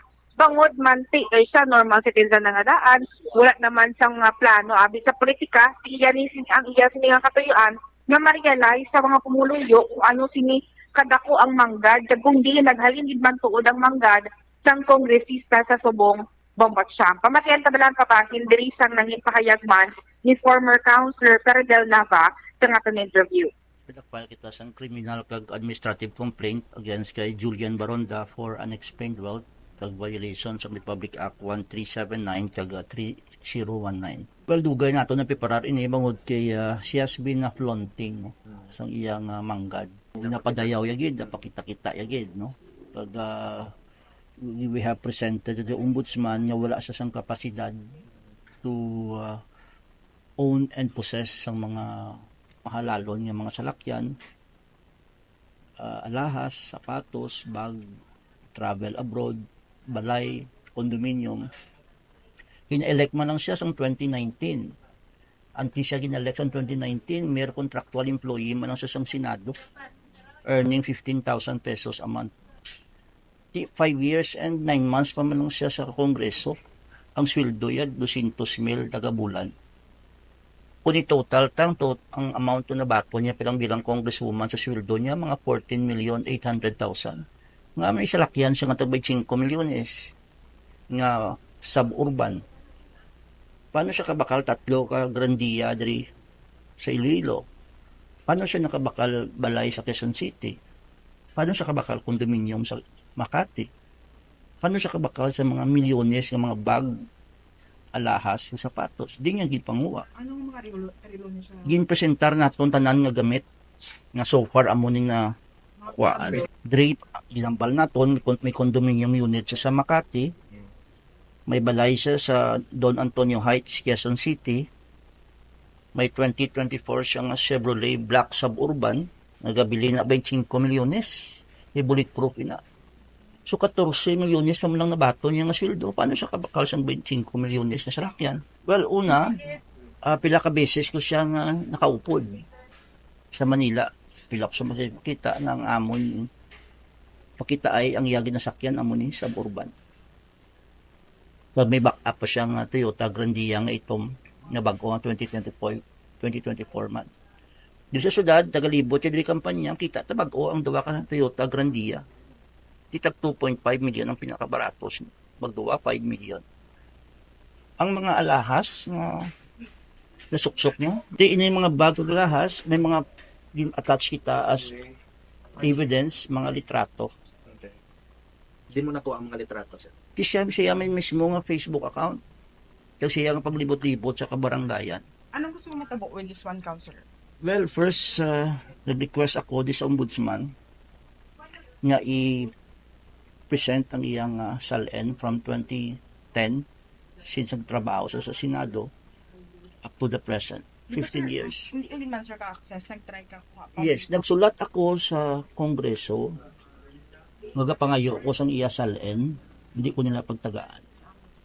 Ombudsman lang ang makapangayo. So, nag-request kita diri sa ombudsman. Amo nang ginamit sa Yes, SALN. Number 2, nag-request kita sa ombudsman nga isupina ang iyang ITR sa BIR para mabalaan ta kung pilang kideclare niya nga income niya for every year. So, ari, sir, ang papel na nakaptang mo is sa complaint kay directly. Yes, with the request of isupina Justice Techcom nga i-secure naton ang SALN, ITR, ang land title sa Registry of Deeds, kag ang LTO registered vehicle sa ngalan niya. How about the possibility, sir, being may other siya means of income like may negosyo sa diri? Di kagi man kami nag-organize siya ka grupo. Nagmayuhay man kami pila ka tuig. Sa pagkabalo ko, why siya negosyo ng legitimate? Why siya siyang profesyon? Di man siya doktor, di man siya abogado, di man siya engineer. Wala ko may nakita diri nga may negosyo sa syudad. Why siya di itudlo? Ang balaan ko lang, naging empleyado sa Senado sa opisina ni Senator J.V. Ejercito for the past 10 years prior to her election. Pila man ang sildo yan. Hindi man ako kandidato. Wala man ako kapadlagan. Hindi man kami kontranay sa politika. Wala ko man siya gina-challenge sa politika. So this is not political. This is to make the people realize nga may amo si Congresswoman Baronda nga unexplained wealth. And the burden lies on her to prove kung paano yun na-acquire legitimately ang inyong mga propiedad. Sir, ano pwede matabo kay Congresswoman Baronda pananglitan nga hindi niya ma-explain ining mga manggad according sa imo nga do mga lifestyle niya nga hindi masuportaran sang iyang sweldo? Under the law, ang imo nga wealth nga hindi mo ma-explain that is considered illegally acquired, ill-gotten. So the government may sequester sa tanan mga property. At same time, you will be held criminally liable for violation of Republic Act 3019. Kasuhan sa Sandigan Bayan, pwede siya ma-dismiss from the office. So that is tantamount, sir, to graft Yes, corruption. because Section 8 of RA 3019, klaro gid ang butang dra nga liable ikaw or unexplained wealth. Kung di mo ma-explain, kung di nang kalin ang imong manggad. Anong gidalauman mo, sir, nga mga resulta sang sinisins nga on your end parang do confident ka gid sa mga ginpakita nimo nga mga evidences? Well, bastante ebidensya naton, siya nag-provide sini sa aton, kaya siya ang nagapadayaw sa tao. Ang mga nagabadlak sa iyang mga durunggan, sa mga iyakamot, mga Rolex niya nga relo, kasublay sa kami yun, di niya ginkuha na. Magambal siya karon na ginregalo sa iya, liable mo siya yapon under the law. Because as public official, you are prohibited from receiving gifts, especially kung incumbent ikaw. So either way, kung din siya makadto, she can be held criminally and administratively liable. Sa last month, nagagadal na kita ebidensya. Bangod obvious na gid katama ang iya pagpadayaw. Diri, she is not living a modest life. Iba niya nga public official, tamaan ka low profile, may humility. Siya yung pinadayaw sa lahas. Napakita niya pa sa social media as if nga ma-believe ang tao sa iya. Ang question is, din siya nagkuha sang manggal. Di, ano siya, may hiridira siya. May ginbilin iyang parents. Parents siya, government employees mo lang. Kasalig man lang sa pensyon nila sa buong. Paano kakabakal 25 milyones nga sarakyan? Paano kakabakal 20 milyones nga condominium? She has to explain that sa kumuluyo kung di siya gakuha sang iya manggad. Oo. Bombot siyam na batian sa mga kabombo naton ang nanging statement man ni former Councilor Perdel Nava sa ating interview. Alright. Tisabahin sa kampo ni Congresswoman Jam, may ara sila sang ginpagwa man sini or may magasabat man?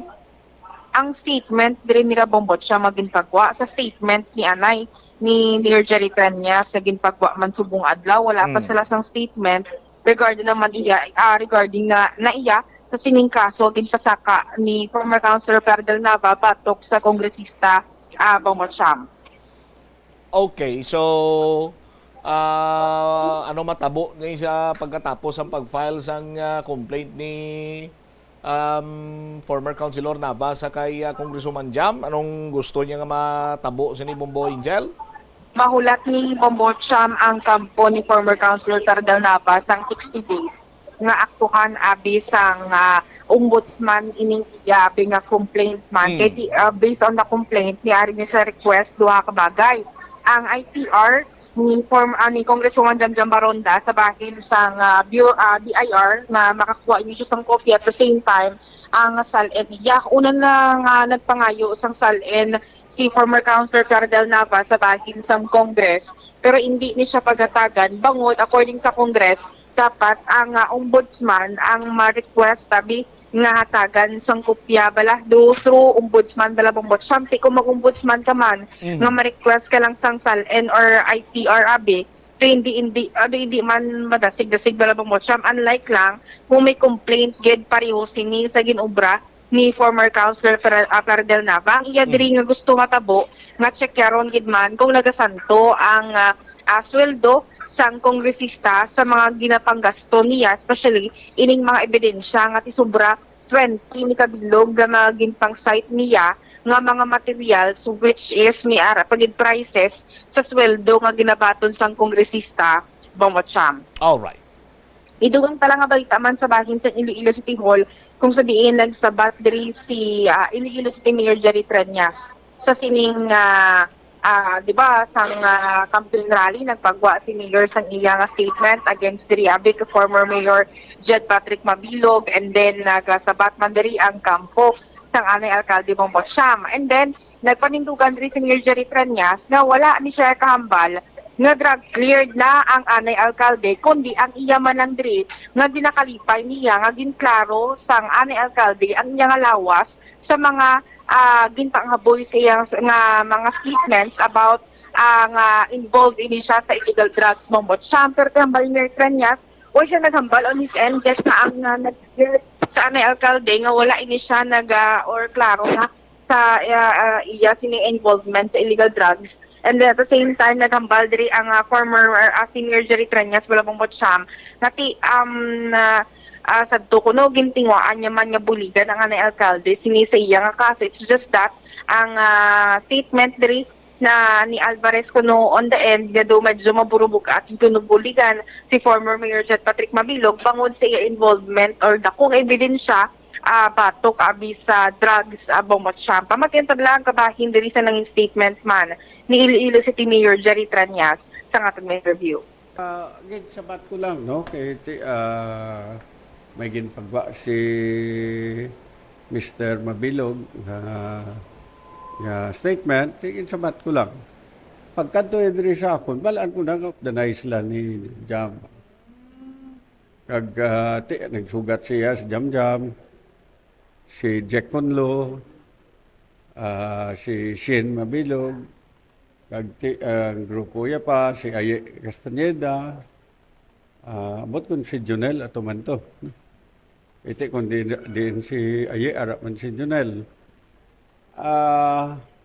Tiga ako to pagbaton ko siya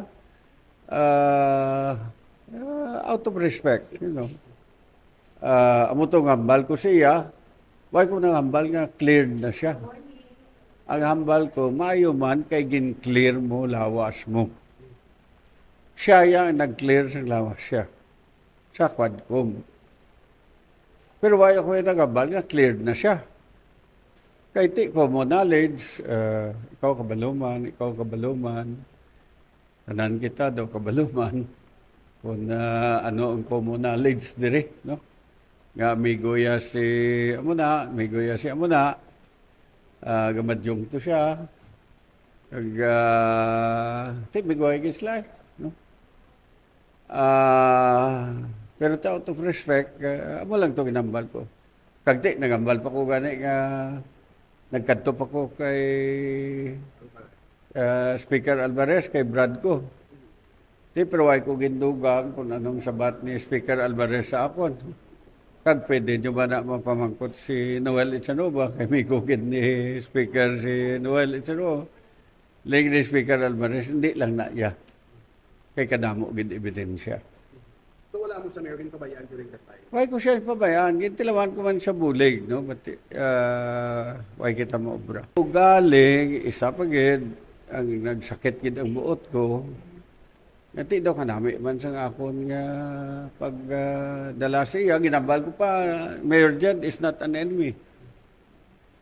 Pag panaog yan, diretso to siya sa sports complex, may dole tupad payout si Jam to, atake na ako.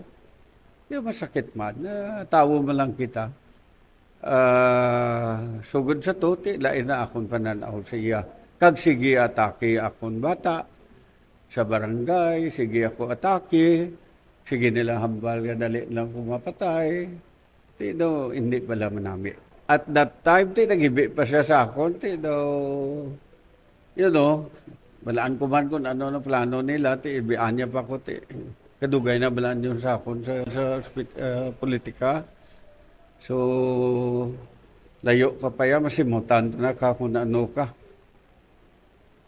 Pero sir, ang amo ni bala sir nga sa statement pala do mas madamo pag sila ginapagwa nga do against bala sa imong mayor even though nga maayo ang pagbato mo sa ila sir ginlutuan pa sila molo di ba? May pansit molo pa siya, in order ko to kay Ising. Kigan ko gani si Ising ko ano Ising to ginbutang mo nga pagpanaog ya sa sports complex na natake na ako. May cake pa to mayor no? May cake pa. Si Raisa pa to nag-uyat, naginakantahan siya.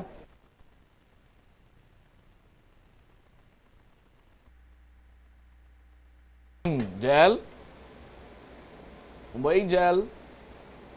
Bamacham, Go ahead. nabatian sa mga kabombo naton ang nanging statement pa ni Iloilos ni Mayor Jerry Tranyas kag naging tugda pagidugang ang alkalde Bamacham hambal niya nga ang naluoy sa kuno sa mga supporters nanday Congresswoman Jam Baronda nga nagsulay bla or nagpainit the last time kuno kag ang nangin sudan nila kuno sandiya sa may budol fight tumong Botcham the last time bala hambal niya nga ti siya gay mismo okay pagay kuno ka tilaw abi nga magkaon sang amo sina bala sandiya ang sudan bala kag Jollibee na lang ang Malimir Tranyas fast food na lang tayo kuno pang Botcham ang gin pakaon pero tingin pamangkot naman ang alkalde nga ti ano ning istorya nga 200 pesos kuno ang ato balang din panagtag kuno after sang campaign rally nga iban nagkumod bala bang Botcham niya nga tikitaan nyo to ang mga may mga tong isa kuno ka persona or tong malam to kuno nga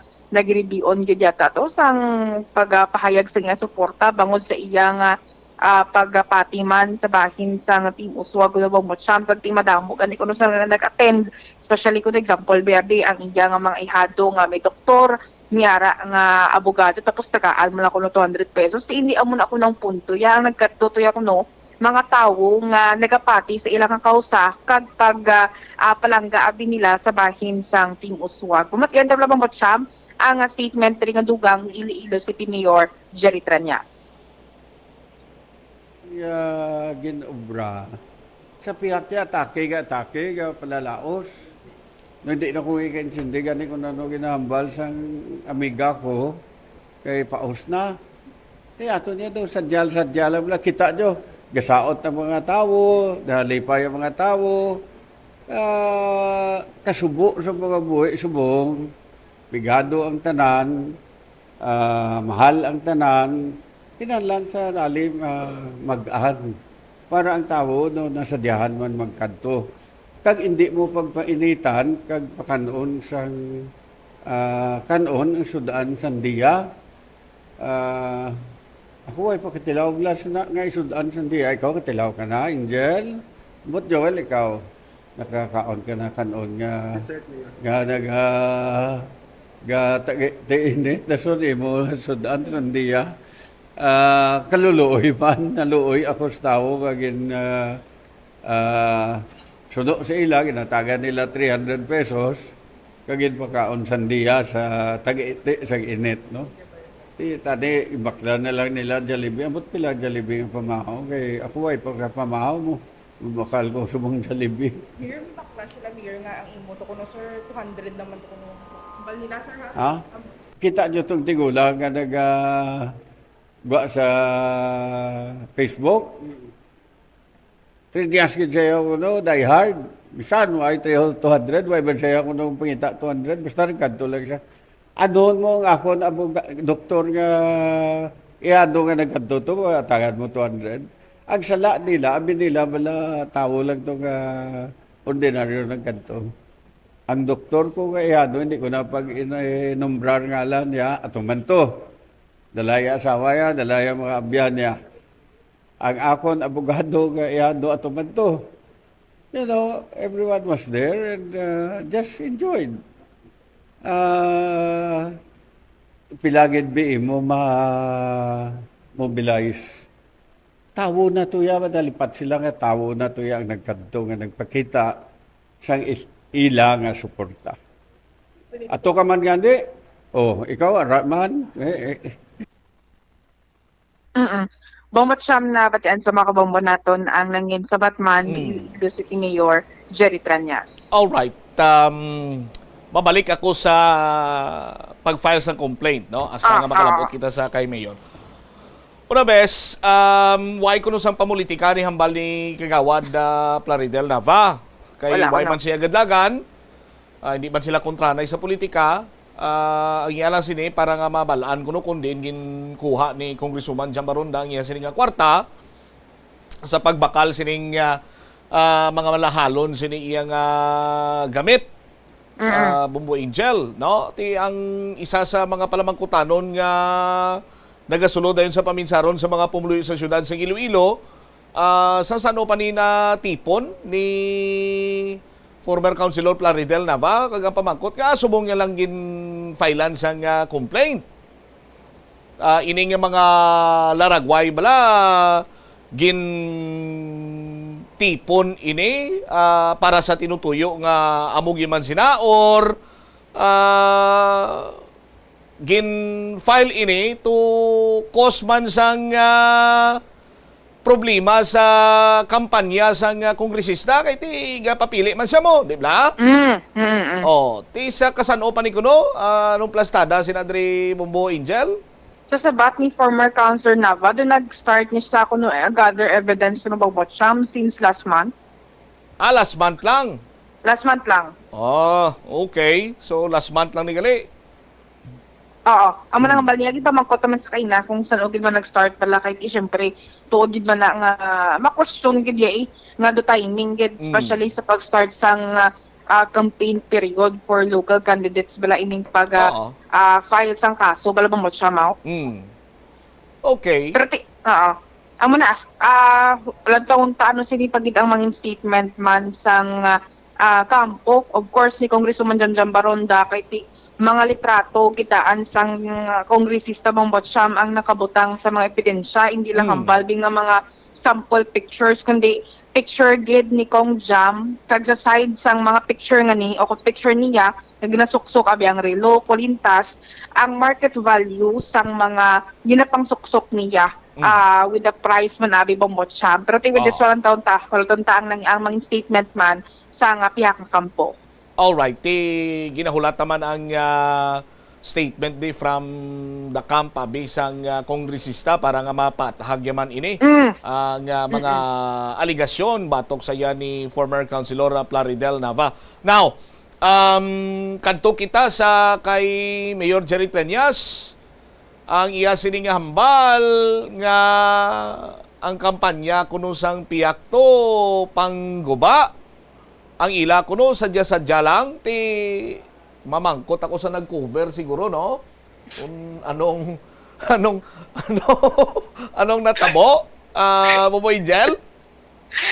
Actually bang Siyam ang natabo gid man to ang from the very start mo to may mga misa may mga more on intimate siya nga klase actually kung lang term intimate siya nga klase nga pag klase isang dokwan sa supporters bala. Pero ang latter party man tong hambal nga may mga video clips nga nagagwa nga naga-statement ni Congresswoman Jambaronda against the against sa sining mga corruption do mo nang tuno ni Kong Jam abi Bongbot Siyam do general siya nga kwa niya klase isang statement man And then ang green cluster man abi ngambal nga tong nagkapararaos o probably amo tong sa live interview with us bala sa radio nga tong do mga explanation ni Kong Jam. Pero ang ila to be is do more on yung mga palupad sang malo do very intimate tong ilang kuan tapos ang ilang video kita ko to mo siya do may campaign video sila sa Bugos nga like Team Sulong Gugma. Ang ila dito nga campaign video kita umani do sample to bala is do may isa sila ka family sa may area dara sa may Villa Baybay nga to diging example nila ang pangabuhi nga dapat hindi ron maliwat or dapat tagaan sila sang chance sa mag-umwad balati mo nang ilaya nga do nga focus do intimate siya nga klase ka campaign atong mga according man sila atong mga budol fight nga misandiya may mga kanon do initiative to ya sa mga supporters hindi funded to ya sang kampo ni Kong Jam mga tao to ya sa Baybay Bombocham ang nag-assemble sa pagkadumdum ko sang budol fight to kantong iba niya na picturean ko no may buhi lang to ko niya Bombocham ang iban information lang muna pero with this one ang sabahin naman niya sang team Uswag, Rice kag Arriba ang nila ideriya nga do massive force nga pakita nga parang it's like or like ng mga supporters nga from anyway, different Jel, pumuing Jel, what's dali lang gid kay hingagawon ko kay may meeting pa si Attorney John Malyari. Balikan ko siya dayon si Bumuing Jel, balikan ta lang siya. Standby ka lang da Jel, balikan ka namon. Gina-try naton sa Sinimatinion ang linya karon ni Attorney John Malyari ang spokesperson sa team Sulong Gugma. O sa pagkuha man sang kampo sang Piyake no, kay subong sining adlaw sa aton sining mga kulturan si Mayor Jerry Treñas nagpahayag nga amo silang party sa kay former Mayor Jen Patrick Mabilog and then nag-file man niya sang complaint si former Councilor Plaridel Nava batok sa kay Congresswoman Jam sa Office of the Ombudsman. Standby no sa aton sining mga kauturan kay may meeting pa ni si Attorney John Malyari hingagawon ta lang sa aton man sining pagpangalagan. We have on the line Attorney John Malyari ang spokesperson sa team Sulong Gugma. Good afternoon Attorney Malyari sir, si Bombo Cham live ikaw sa Bombo Radio Iloilo. Good afternoon sir, good afternoon sa Pumuloyo sa Iloilo. Yes, I do believe nga isa't bilog sa team Sulong Gugma, ikaw ang spokesperson nila. Anong statement from team Sulong Gugma? Una, there is a statement ni Mayor Jerry Treñas nga si Mayor Jen Patrick Mabilog may mga evidence according to him nga ginhatag iya sa pagwa nga statement or ginhambal ni former Speaker Alvarez nga may mga dalagko kag mabugat nga evidence batok sa kay former Mayor Mabilog nga nagalink sa iya sa mga drugista. Attorney Malyari. Yes sir, siyempre as of right now, statements lang na mere speculations kung may mga ebidensya kay tiway ta pa nakita kung ano giman inabala nga mga ebidensya kay ang Director General mismo sang PDEA ang nag-admit sang Quad Committee late last year nga ang ngalan ni Mayor Jed was just added sa drug list or sa narco list solely because of a speech given sang former president naton nga si Duterte. Kag wala, siya mismo nagambal nga wala sang validation or any verification nga natabo as to justify nga ara iya name. So as of right now, ang mga ebidensya nga mabugat nga ina remains to be seen. Kaya wala ta kabalo kung ano ina. Kag kung may ara man dapat last time pa na file na. Or gin-file na binila sang kaso si former Mayor Mabilog. Yes, exactly. Kag nga I bring up nila subong lang nga campaign period. So the timing should also be considered nga subong ginapagwa tanan nga issue etc. Oh, pero tiway man nagapadalagan si former Mayor Mabilog, attorney? Yes. Yes, another point nga natingala man ang Team Sulong Gugma nga ang tanan nga mga atake ni Mayor Jerry geared towards a non-candidate. Sa subong campaign manager ng Team Sulong Gugma si ex-mayor, he is not running for any elective position sa upcoming elections. Sa amo sina nga plastada abi given nga siya ang campaign manager base kung dira nga anggulo ang atake, Attorney Malyari? Yes. We are also considering that nga wala na sila may issue sa iban pang members ng Team Sulong Gugma. So ang i-try nila si Mayor Jed para matarnish ang bilog man nga Team Sulong Gugma. And I agree with you on that nga base amo man na ila ang gulo. Kaya wala na gid sila may mahimo, wala na gid sila bala may issue. Kundi si Mayor Jed lang gid kag it's a very old and unproven drug narrative na eh. All right. On the part naman niya sa pag-file subong lang adlaw ni former Councilor Plaridel Navas ang complaint sa Office of the Ombudsman regarding kuno sa mga malahalon nga gamit ni Congresswoman Jam Baronda. Attorney? Yes, as of right now wala pa namon nabato ng official gid nga written copy. So hindi kita maka go into details gid kung ano ang mga aligasyon dito. Siyempre, subong daw big picture lang ang nabato na mga impormasyon. Nga muna sa unexplained wealth, etc. nga may mga bags, kung ano to, mga relo, mga jewelry. Pero as of right now, those are just mere allegations pa. They don't hold any evidentiary weight pa because that is up to the ombudsman to say. Pero all I can say right now is that Kong Jam Jam and Team Sulong Gugma is not afraid to face whatever complaints that may go their way and to fight back. And si Mr. Nava actually filed, I think, an ombudsman case also against the father of Kong Jam Jam, and it was dismissed. So we are confident that this filing will also be dismissed because it's literally political harassment as of right now. May plano ang Team Sulong Gugma, kamo abing nga mga abogado sa Team Sulong Gugma nga mag-file man sang any complaint o kung ang inyo siniiyang mga legal moves man sa subong iyang mga sitwasyon na Attorney Malyari? Sir, as to the legal strategies and plans, I cannot disclose right now, pero all I can say is hulat-hulat lang kamo. Amo lang gina. Kay mabato man ang Team Sulong Gugma.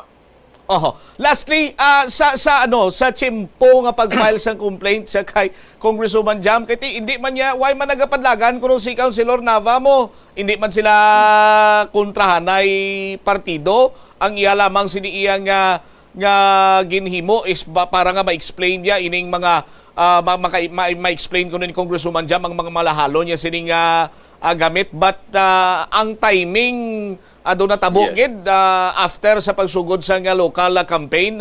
Anong pananawan niyo sila diri, Attorney Malyari?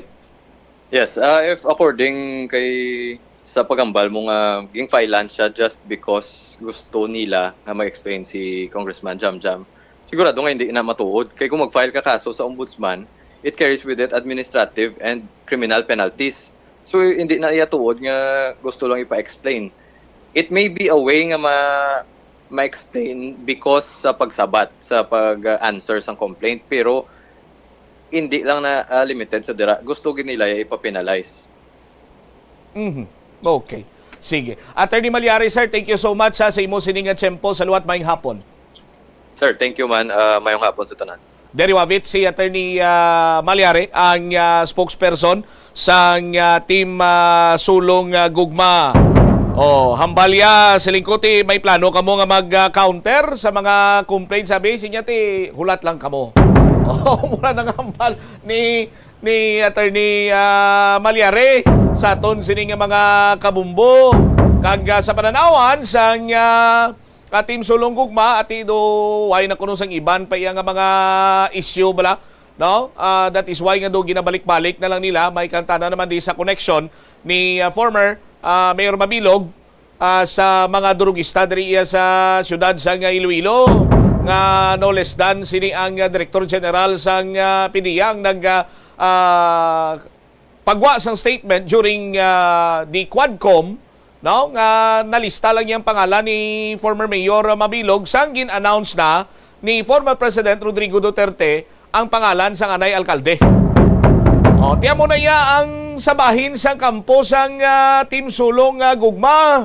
Pero tinagapanindugan man niya ang kampo ni Mayor Jerry Treñas sa ilaman siniya nga mga nahibaluan nga mga impormasyon kag sa ilaman sini nga ginatindugan siniya nga pagpati Kay tihambal ni Mayor Jerry Triñas niya, why ko na ganito sugpo ng pinanghambal sa ako ni Speaker Alvarez nga damo gid sang ebidensya kag mabugat gid ang ebidensya sang tsimpo to balang mainit siya nga ti gusto ko man tani nga buligan siya kay ang akon lang siniiyang alagyan to para nga maka-communicate sa PDP laban was my brad, no? Kung pa kay Mayor Jerry Triñas nga si former Speaker Pantaleon Alvarez.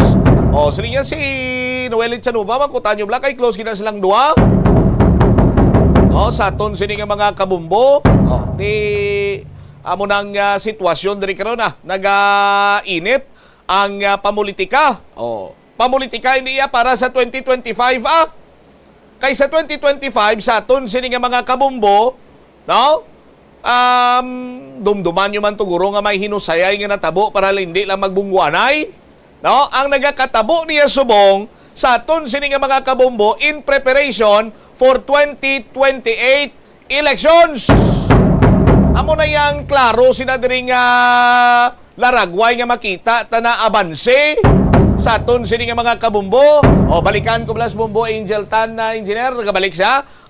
Jelte, amo to nambal mo sa ginpamangkot ka kay ikaw nag-cover. Kumusta naman niya ang kick-off rally sa team Uswag, Rice, Arriba diri sa May City proper area? Ang sa iya to bewang botcham sang iya sang team Uswag, Rice kag Arriba.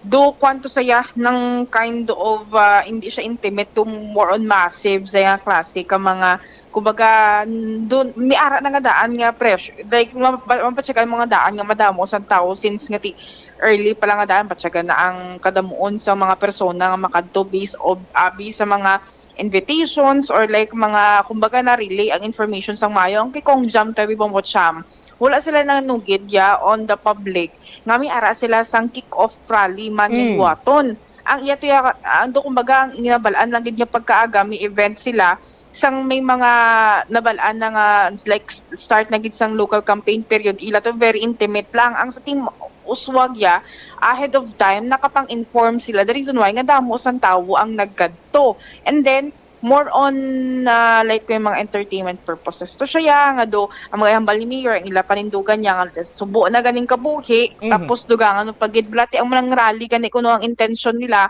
nga makalipay-lipay man sila kaupod kag ma-showcase man ang tido kalipayan on the end nga pwede ma-offer sang ilabi nga nga mga performers kag mismo sang ila nga line-upong batcham. Ti ano to yung issue party sa 200 to ya Bumuingel? Kay ti una to, nagpuruli ko no sila, ang mga supporters ko no, kay bati, ang bati ko lang mong botcham ha, bati ko lang gid ni, naging promisahan ko no sang 1,000 pesos, maniya mo to. Pero ang nabaton ko no nila, 200 pesos, kay nag-ulan, di ba? Nag-ulan. After sang ulan, nagdinalagan ang mga tao. After tigin, dito nagwa ang mga post nila, ang mga rant nila, mga bal nila nga hindi ko no kabayad ang 200 lang gali isa pabasa nila sang ulan nga dugay ko no tindog nila. Sa Batman sa piyak do bal sang iban nga bal sa mga supporters kay iban nga wala man kami yaga after sa bayad kung iara gid man or wala at least kami nagpabutya kami sang support and then nag-insert nga at least kami yawa ay kami nagkaon sang budol fight or sandiya nga amo ni do awak ni backlash blawang botcham nga amo na do na insert man to ang iya sang but sa lingon sa malipot nga pulong ang naghahabuyanay niya sa mga tinaga through social media ang mga supporters sa magtimbang nga partido. Supporters na. Ti sadyagin ang mga tao na yan karon nagabuyanay sa mga matigdas nga tinaga. Anyways, Bumbo Angel, amo gina sa politika kung may mga loyalista kada, may mga supporters kadira dipinsahan kagid sini nila ya tubtob sa masarangan nila just like sa mga die-hard Duterte supporters. Kita mo bisan prisuhan nila dito sa Qatar. Wagin punaw. Basta mapakita lang nila ilang siningang suporta sa kay former President Digong Duterte. Anyway, Bumbo Angel, thank you again. Ini si Bombo Angel Pichiliertano para sa number 1 and most trusted radio network in the country, ang Bombo Radio Philippines. Basta Radio, Bombo! Salamat kid na Bombo Angel ta. Nag-expectar pa kita sa mas mainit-init pagid diri, no? Nga mga sahi sang sitwasyon sa paglapit na gidlanga sang Mayo 12 sini nga eleksyon, ya makon mo na. O nya ang mga ano bla, mga senaryo nga dito ka mo, ulanan ka mo, initan ka mo to, ulanan ka mo, tapos 300 lang atang sinyo. Palusan man sa pihak nga, anong sabor sang lapsi nga sandiya nga gin samo sa isa ka pudyot nga kanon nga lagdos. Pwerte na sa aton sini nga mga kabumbo. Ay, kasadya lamang sa aton sini nga mga kuturan. Pero, no, tandaan naton sa aton sini nga mga kabumbo. Tandaan naton nga ang mga politiko nga ni, come and go ini sila. Ang aton kung tani nga mas padalman sa aton sini nga pang ino-ino, no? Nga kung anong serbisyo nga kayuhan, no? Para iya sa mga ordinaryo nga pumuluyo sang syudad, ang ila sini nga nahatag kag mahatag pagid. No? Sa aton sini nga mga kabumbo, in terms of hatag, hindi iya about sa kwarta, kundi sa serbisyo kag mga proyekto, kag kayuhan, kag mas nami pagid, trabaho. No? Kag makabulig sa mga libre sini nga pagpaeskwela, kag kadamo. Kay kabalo ka mo banwa, kadamo sa tag sa local government unit, kadamo sa mga mas seryoso kag mas nagakadapat nga mga problema nga hatagan sa nagakigo sini iya nga atensyon sa aton sini nga mga opisyal, hindi lamang kay ang pagpamulitika. Dapat kung tani sa aton sini makuturan i-identify ining mga problema diri sa palibot sa syudad sa Iloilo, kag amo sini ang ila sini nga tun-an, para nga masolusyonan ini, kag kung ano pagid iyang mga nagapaantos sa ordinaryo nga pumuluyo sa syudad, no? Nga kung saan maalsa sila gikan sa ila sini nga pag-antos, amo kung tani na yang paligban kung ano mga programa pananglitan nga ti sila ang hatagan sang kay gayunan nga makapanerbisyo, o kung sila ang hatagan liwat sang kay gayunan nga magpanerbisyo. Amula na! 46 minutos sa nakaligad sa takna nga lawna. Pagbalik nato na banwa dugang nga mga balita kag impormasyon diri sa bumbuanay sa udto, istoryahan naton ining plastada man no? Sa aton sini nga pagpangalagad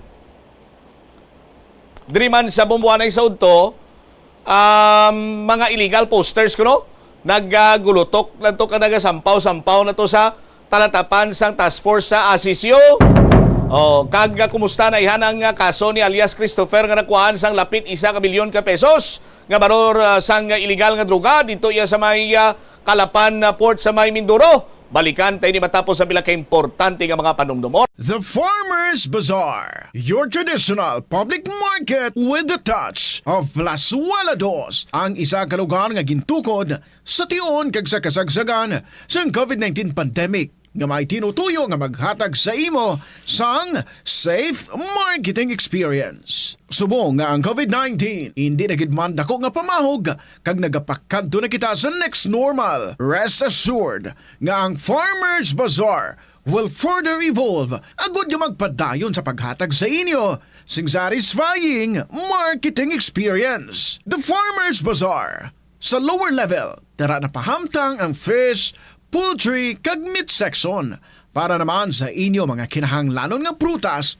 utan kag iban pa, magbisita sa upper level, pinaagi sa paggamit sa hagdanan o kon sa pagkadto direkta sa parking lot. The Farmers Bazaar, your traditional public market with the touch of Plazuela Dos.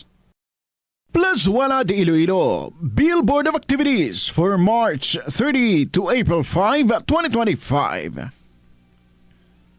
Ang Abril 4 amo ang first Friday of the month. ang 3 sa 12 ka mga promesa ni Jesus nga ginhambal pinaagi kay Sister Margaret Mary Alacoc para sa tanan nga mga devotees sang Sacred Heart of Jesus. I will bless the home in which the image of my Sacred Heart shall be exposed and honored. I will give to priests the power to touch the most hardened hearts. Those who propagate this devotion shall have their names written in my heart, and it shall never be erased. In line with this, ginaagdang tanan nga mag-attend sang First Friday Mass to honor the Sacred Heart of Jesus sa Latolda sa Abril 4, 2025. Mag-aumpisa alas 5:30 sa hapon. It's another great weekend featuring your favorite rock and pop songs sa 2 ka oras kag 30 minutos nga musical show kaupo ng Rock Station Band sa concert at the Plaza. Mangininyo, umpisa alas 6 ang gabi sa Abril 5, Sabado. Sa tion sa musical show, napulo ka mga matahom nga Plazuela de Iloilo Special Edition Mugs kag madamo pa nga iban ang igaparaffle sa mga suki sang Plazuela de Iloilo. Sa Abril 6, Domingo, ginaagdang tanan nga maging kabahin sa Eucharistic celebration nga pagahiwaton sa Latolda sa among adlaw alas 11 sang aga. Sa alas 10 ang aga o kun 1 ka oras bago ang pagsugod sang Santos nga Misa, gina-welcome ang tanan nga luyag mag-avail sang Sacrament of Reconciliation or Confession. Plazuela de Iloilo, we remain to be one with you in the common hope for a better community and a progressive country in 2025. Nagalibogid bala ang imo ulo kung manog tapos na ang bulan o kung basta due date mo na, nagapahanumdumgid ang financial experts nga dapat bayaran mo sa husto nga tion ang imo nga utang bangod maalam ini nga paagi sa paggastos ang imo kwarta kag may maayo pa nga mga benepisyo. Halimbawa, malikawan ang late fees kag maprioridad ang importante nga mga galastuhan. Dumdumaman nga ang on-time payment history ang makatibong man o kung makapamaayo gid sa imo nga credit score kag mapa-improve ang interest rates. Ini nga pahanumdom ang ginadulong sa imo sang the number 1 and most trusted radio network in the country, Bombo Radio Philippines. Basta Radio Bombo! Agud makalikaw sa food poisoning o kung paglain sang tiyan, sundo ng ining mga pahanumdom sa pagprepara sa mga pagkaon kag ilimnon. Manghugas ang kamot kag ipabili ng katinlo antes kag pagkatapos ang paghimos. Kung nagamasakit, likawan ang pagpreparar sang pagkaon para sa iban. Siguraduhon nga naluto sang husto ang pagkaon. Kung mahimo, kauno ng pagkaon samtang mainit pa. Siguraduhon ang katinlo sang pagkaon agud ang selebrasyon mangin mas malipayon. Ang simple nga paghusay sang buhok ang may pila ka maayo nga benepisyo sa lawas. Sunod kay Arthi Ragurama, founder sang Dega Organics nga nagaproduce ng handmade bath kag body products sa New Delhi, India. Ang mga tawo nga may dry hair, ang masami hindi mahilig nga maghusay sang buhok bangod sa kahangawa sang hair fall. Apang ang masami nga paghusay sang buhok ang makabulig sa blood circulation sa aton nga scalp. Naga-nourish man ini sang hair roots, naga-promote sang growth, kay nagabulig man agod nga malikawan ang hair loss. Kung ikaw isa ka chess lover, yaring pila ka brain benefit sa paghampang sini. Kag kung wala ka nagahampang sini, umpisahin na. Sunod sa pagtuon ng paghampang sang chess, makabulig likaw sa Alzheimer's disease. Bangod ang utok nagatrabaho kaangay sang muscle, nagakinahanglan ini sang exercise agud mangin healthy kag malikawan ang injury. Magluwas diri ang paghampang sang chess ang nagapa-improve man sang concentration, memory, creativity, kag problem solving skills kag napamatud-an man nga nagapaalam. Sa eskwelahan, ang pag-practice ang good manners and right conduct ang makabulig sa paghimo sang positive, respectful environment para sa pagtuon. Nagapakita ini sang pagtahod hindi lang sa mga manunudlo kundi mangin sa imo mga classmate kag sa school community. Mag-abot sa eskwelahan on time. Ang pag-abot sang late sa klase kag sa aktibidad ang nagapakita sang kakulang sang respeto sa oras sang iban. Magpamati sa imo maestra o kun maestro samtang nagadiscuss ang lesson kag sundon sang maayo kun may yara sang instructions. Tawgon nga ma'am o kun sir ang imo teacher o kun staff. Kun may pamangkot, ibayaw ang kamot, agud mahatagan ikaw sang kahigayunan nga makasabat. Maggamit sang please, thank you kag excuse me kung nagaistorya sa imo classmate o kung sino man ang imo ginaatubang. Likawan ang pagpanunlog, pagbuli o kung pagpanginsulto. Mangin maayo kag may respeto sa isig kapareho. Mangin matinlo sa classroom kag school grounds. Ibutang sa basurahan ang basura kag indi pag-ihaboy sa bisan diin lang, ilabi na sa sulod sang classroom. Respetohon ang propiedad sang eskwelahan. Halungan ang mga libro kag supplies kag likawan ang mangguba sang pagabutang nga wala mo ginapanag-iyahan. Mangin focus sa pagtuon kag likawan ang pag-istoryahan na isang classmate samtang nagadiscuss ang imo maestra o kun maestro sang inyo nga lesson. Likawan ang cheating. Masami nga kompletohon ang assignments kag test nga wala nagapangopya sa hinimuan sang iban. Yari ang mga simple nga paagi agod makakinot sang tubig. Magpamunyag lang sang tanom kon ginakinahanglan kag Bombo Radio Iloilo, Philippine Standard Time 30 or 53 minutos nakaligad sa takdang alauna. Check nato na balita ni Bombo Jomar Villa. Mga illegal posters kuno ginutok lang to kag nakatambak lang sa talatapan sa Task Force sa Sisio. Tianhon sini nila. Check ta bali si Bombo Jomar Villa. Bombo Jomar, please go ahead. Tinumpok sa opisina sang Anti-Squatting and Illegal Structures Unit o kun ASISU ang mga tarpaulin sang politiko nga tila sini nga na-confiscate diri sa may syudad sang Iloilo. Suno kay Mr. Labjay Husenilia ang head sang ASISU iyagin pahayag nga antes pa man nag-umpisa ang local campaign period sang Marso 28 sa nagligad sini nga adlaw, may mga napan-confiscate ng sila daan prior pa man sa nasambit sini nga pizza.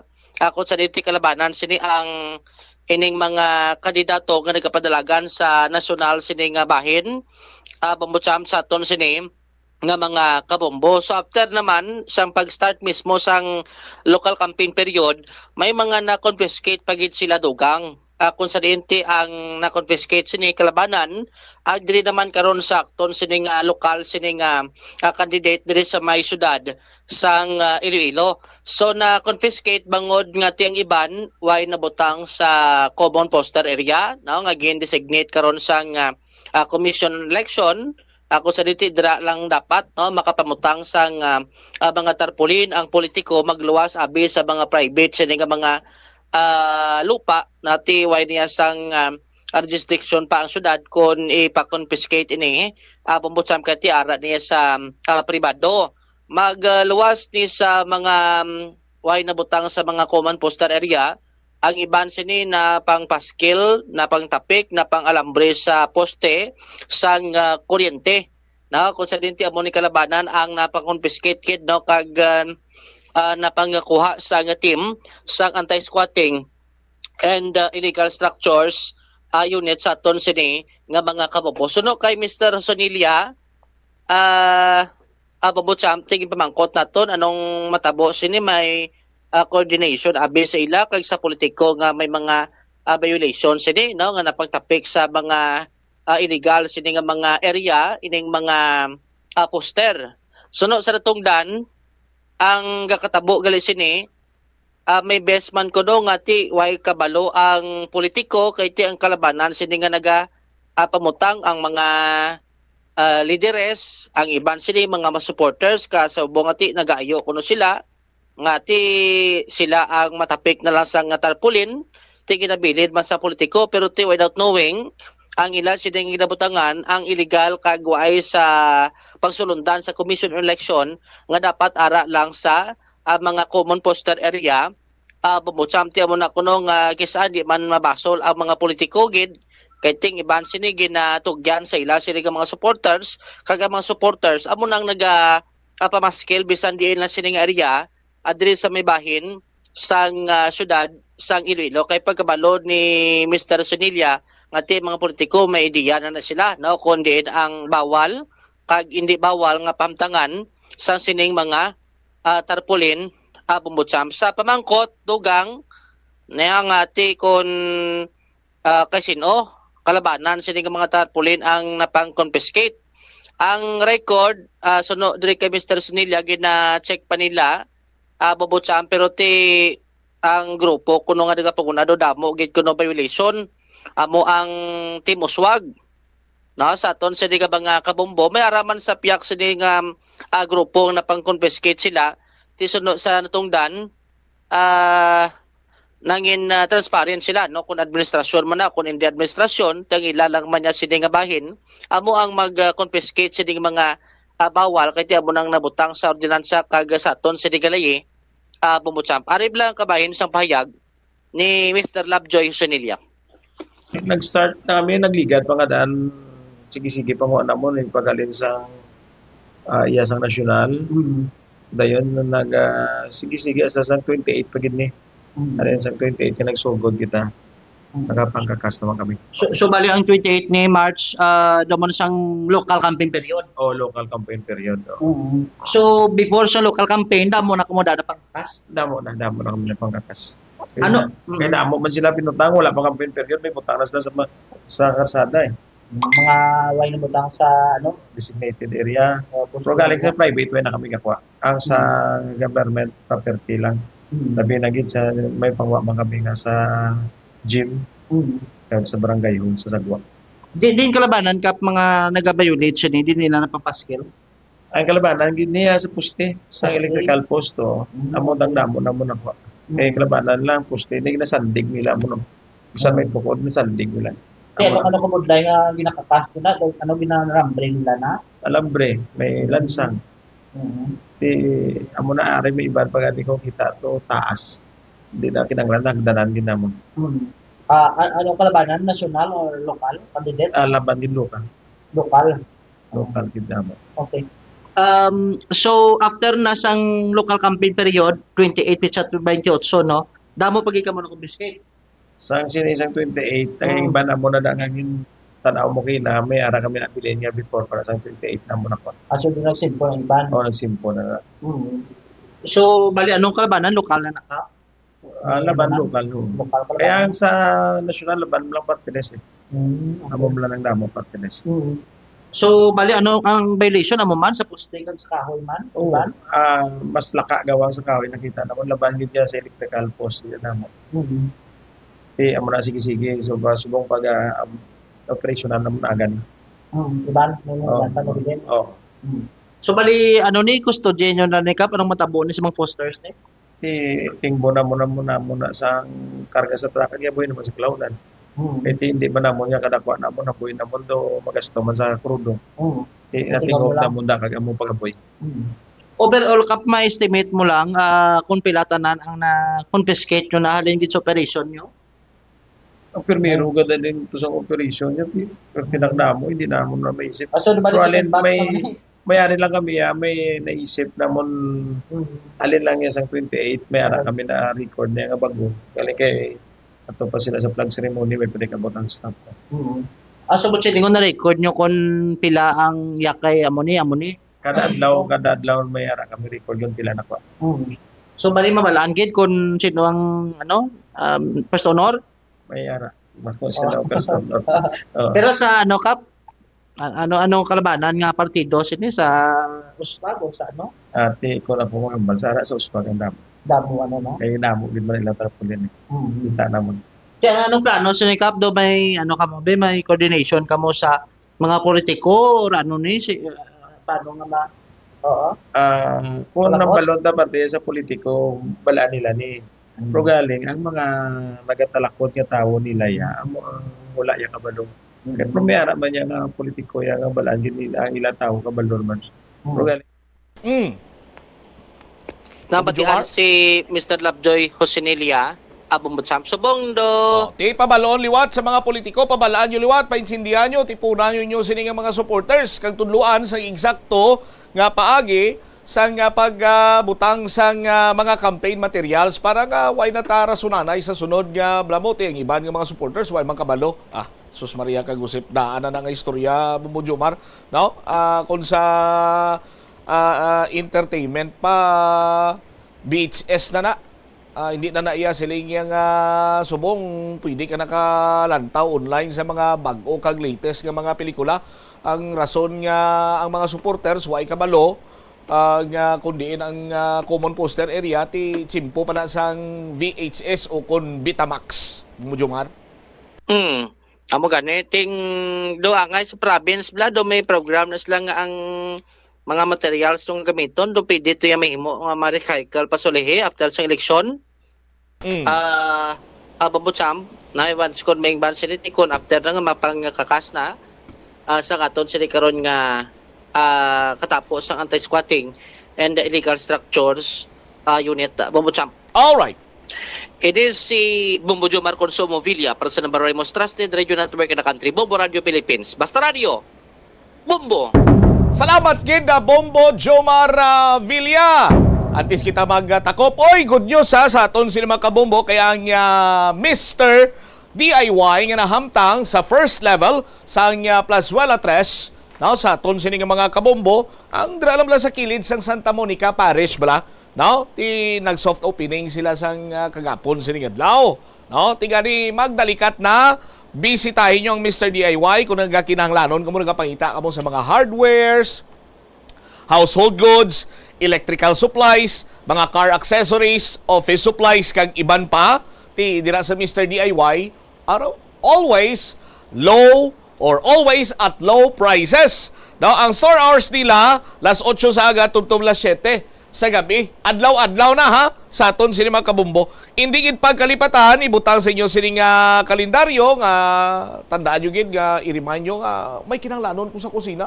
Baklong ko to sa DIY bla, sa may Plazuela 3 bla, sa Pavia sa kilid lang sa Santa Monica Parish Church bla. Now kag may libre pa nga bag sa una nga isa kagatos ka customer sa sulod ina sang 7 kadlaw sa aton sini mga kabombo. So, tandaan nyo, Mr. DIY, always low prices. Standby na sa kapon lamang program ko po naman sa kay Tita Regine. Ini si Bombo Chama Blanco Vergabilin sa imo. Sang manayanay nga hapon may God bless us all. Para sa the number 1 and most trusted radio network in the country, ang Bombo Radio Philippines. Basta Radio, Bombo! Mas nanamian ba na ikaw magtuon sa balay ipaanggid sa eskwelahan nga madamo ang tawo? Isa ka panugyan para epektibo ang pagtuon sa balay, amo ang pagpangita sa designated area agud nga matiniran kung ikaw nagasulat, nagabasa o kung nag-review. Pwede man nga lamesa sa kusina o kung sa desk sa gawa sang inyong balay, pero hindi gid magigda sa imo nga katre samtang nagatuon. Inibagod nagakatemtar gid ikaw nga magpiyong-piyong tubtub nga dalayon na ikaw nga matulugan. Siguraduha man nga malimpyo kag organisado ang lugar nga imo ginatun-an. Ini nga pahanumdom ang ginadulong sa imo sang the number 1 and most trusted radio network in the country, Bombo Radio Philippines. Basta Radio, Bombo! Umpisa sang pandemya nangin mas conscious na ang mga tao sa personal hygiene bilang kabahina sang COVID-19 prevention. Apang magluwas sa COVID-19, madamo pa sang iban nga germs kag virus ang kinahanglan likawan agud indi mag-angkon sang sakit. Yari mga proper hygiene practices nga dapat muhimuon agud maligawan ang nagkalailain nga sahay sa malatian.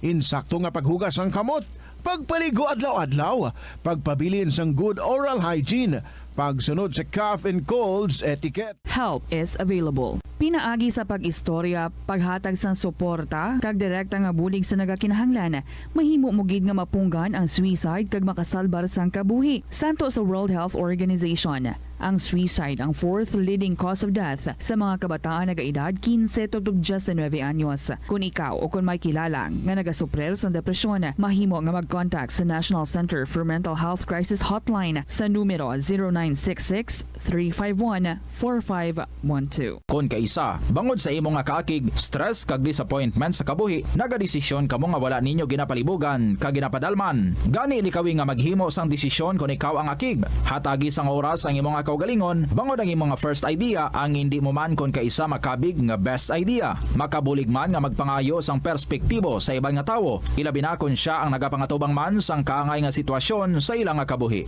Kung ang desisyon nga imo ginhimo ang wala langin madalagon, hindi napagbasulon ang kaugalingon. Naga-subscribe bala ikaw sa mga serbisyo nga wala mo man ginagamit? Halimbawa, ang balayran mo na bala para nga makalantaw ikaw sang movies, pero sa tuod lang, wala naman ikaw tiyempo nga maglantaw sini. Hapos lang libatan ang bulanan nga mga subscription sa streaming services kag mobile apps, kag wala ka lang nakadipara, ma-charge na ini sa imo nga bank account bisan nga wala mo man regular nga ginagamit. I-review gid ang imo nga ginagastuhan sa mga charges kaangay sini, kag ikonsiderar man ang pagkanselar sa mga hindi kinahanglanon nga mga subscriptions agod nga mas magamit mo ang imo kwarta sa mas kinahanglanon nga mga butang. Ini nga pahanumdom ang ginadulong sa imo sang the number 1 and most trusted radio network in the country, Bombo Radio Philippines. Basta Radio Bombo!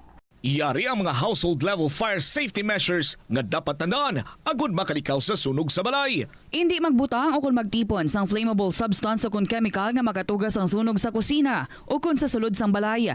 Ipalayo man sa mga kabataan ang pospro kag lighters. Patya ang kalayo kag baga matapos ang pagluto sa kusina. Siguraduhon nga wala nagasungaw kag pirmi limpyuhan ang mga kerosene kag gas stoves. Tandaan, ang paglikaw sa sunog sa sulod sa balay, responsibilidad sang bilog nga pamilya. Nakahibalo ka bala nga ang color ang makaapekto sang imo nga modo santo sa pagtuon sang American Home Shield. Mayara sang correlation ang color kag mood. Kaangay sang pula nga nagapataas ang blood pressure kag heart rate. Apang mas maayo ang duag nga pula kunyara ini sa kusina bangod mas nagapagana ini sa pagkaon. Ang shades nga blue kag green ang ginaabiso sa mga psychologist nga nagakadapat yara sa sulod sang imo kwarto bangod ini nagapakalma sa paminsaron sang tawo. Sa pagbugtaw mo sa aga, cold baladayon nga tubig ang imo ginainom?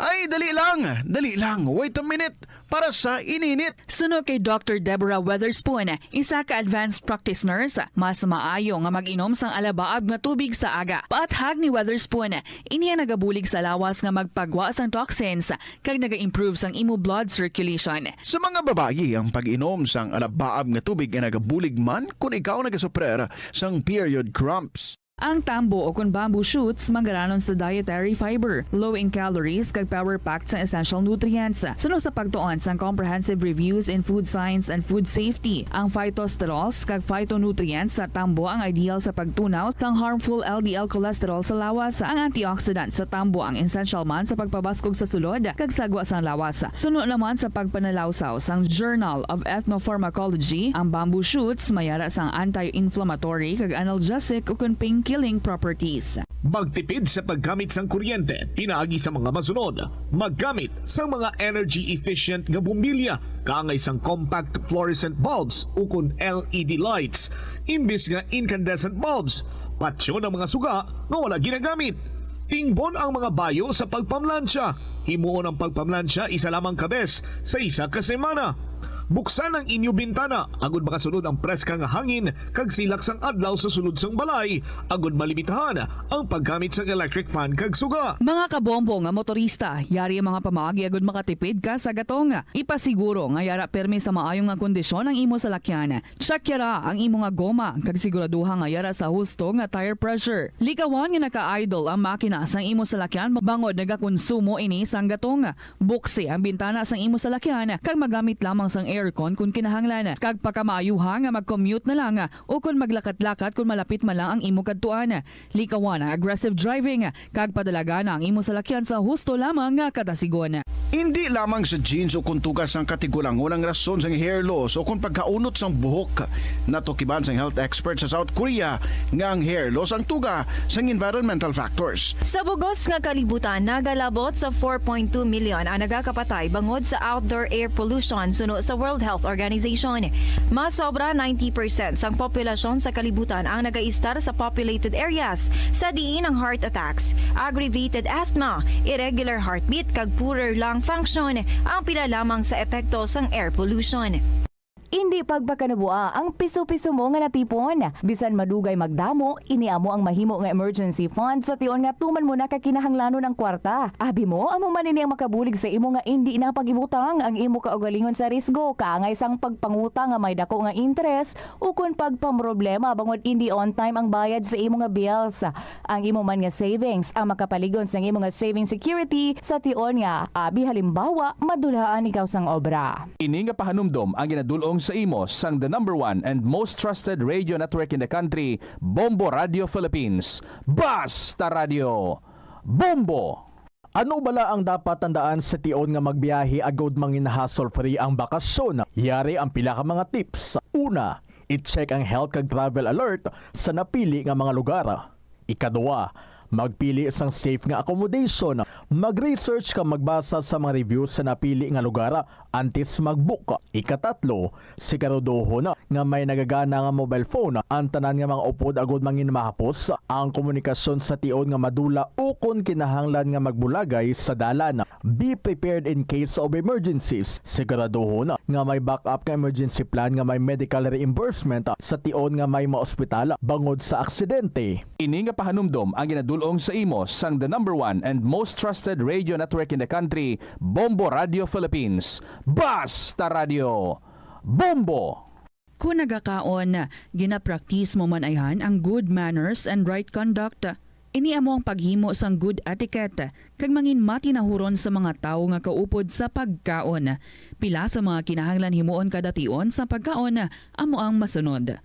Maghugas ang kamot. Masami hugasan ang kamot antes magkaon agod mapabilin nga matinlo. Magpungko sang maayo, sit up straight. Bangod ini ang senyales sang respeto kag good posture. Hulaton ang iban antes magkaon. Maghulat sa iban nga kaupod sa lamesa antes magumpisa sa pagkaon. Ini ang nagapakita nga mayara ikaw sang konsiderasyon sa iban nga tawo. Insakto nga paggamit sa mga gamit sa pagkaon. Magamit sang insakto nga mga gamit sa pagkaon. Butangan sang serving spoon ang kada pagkaon kag likawan ang pagahod samtang nagakaon. Mag-usap sang pagkaon nga wala nagahuni. Ini amo ang basic rule sang good table manners. Likawan ang pagwakal o kung pag-istorya samtang may pagkaon ang bibig. Hindi magsugpon sa istorya nga wala pa natapos. Hulaton nga matapos ang hambalanon sang imo upod sa lamesa antes magsabat. Maghambal sang excuse me. Kung luyag mo maghalin sa lamesa, mangin polite sa pag-excuse sang imo kaugalingon. Magpalihog. Kung may ginahingyo sa upod sa lamesa, masamigit nga magpalihog kag magpasalamat sa tawo. Sa aroma kag soothing feeling sa pag-inom sang tea, ang rason sang kadamaan nga paborito nga imnon ang tea. Sunod kay Ansley Hill, registered dietitian sa Western Oregon sa Estados Unidos, ang mas sobra 3-4 katasa nga pag-inom sang tea sa isa ka adlaw ang makadala sang hindi maayo nga epekto sa lawas. Kinahanglan nga moderate intake lang sa tanan nga ilimnon agod ma-achieve ang healthy living. Ang kalibutan ginakabugusan sang 71% sang tubig o kun kadagatan. Kag ang kadagatan nagabulig sa pagtugas sang tubig nga aton mainom kag hangin nga aton ginahaklo. Gani, aton halungan kag imentenar ang malimpyo nga ginaagyan sang tubig kag mga kadagatan. Sa masunod nga mga pamaagi. Magpartisipar sa mga organisasyon o kan clean up events. Likawan ang paghaboy sa mga basura kung sa diin lang. Buhinan ang paggamit sa mga single-use plastic. Hindi pag-i-flush o kung ihulog sa mga lababo ang mga basura sa panimalay, kaangay sang plastic straw, auto fluids, kag mga grasa. Kadagatan proteksyonan, kag limpyuhan. Ini nga pahanumdom ang ginadulong sa imo sang the number 1 and most trusted radio network in the country, Bombo Radio Philippines. Basta Radio Bombo! Ang cabbage o kung repolyo masaming nga panakot sa aton mga linuto. Suno kay Vanessa Voltolina. Ang cabbage isa ka excellent source ng vitamin C nga importante para sa pag-maintain sang strong immune system. Ang glutamine isa ka amino acid sa cabbage, isa ka makusog nga anti-inflammatory agent nga nagabulig sa pagbuhin sang joint pain, arthritis kag allergies. Ang cabbage naga-contain sang vitamin K kag antioxidant nga anthocyanin nga naga-boost sang mental function kag concentration. Nagasala ka bala sa imong nga tulunan kag daw hindi. Ito ang Bombo Radio Philippines. Fully digitalized. Numero 1 sa balita, komentaryo, drama at serbisyo publiko. Bombo Radio Philippines. Bombo Radio Philippines. Ang inyong number 1 at most trusted radio network in the country. Basta Radio Bombo! Mayong hapon gid sa inyo tanan, mga kabombo. Ini si Tita Regine. Welcome na sa kahapon lamang program. It is now 16 minutes after 2 o'clock. Sa Lunes ng edisyon, ulihi nga adlaw para sa bulansang Marso. Buwas, it's a brand new month. How many days before Election Day? Let's check. May 42 dias pa kita, mga kabombo, sa pag-muni-muni. Sinong aton nga butohon sa palabuton nga eleksyon. Isip-isip gid sang maayo. Well, this afternoon, ari kita para sa pagbanumbalik. Magadulong na naman kita another new set of beautiful stories para sa inyo. Kuluhaan sa mga inspirations, sang kalingawan, kag mga motivations, encouragement, including hope. Ini si Tita Regine, nag-abi-abigid sa inyo. Welcome sa kahapon namang program. And if ever, over the weekend, nagsulat ka mo sa inyong mga istorya, kag natapos nyo na ina, congratulations! Pwede na nga ma-email sa bombo_iloilo@bomboradio.info or kung ginsulat, then ipadala na sa kahapon lamang program DYFM, Bombo Radio Iloilo, Sky City Tower, Mapa Street, Iloilo City. Here's our song for you this afternoon. This is from Francis Lazatin, Kung Gusto Mo Ako. Good afternoon sa inyo tanan.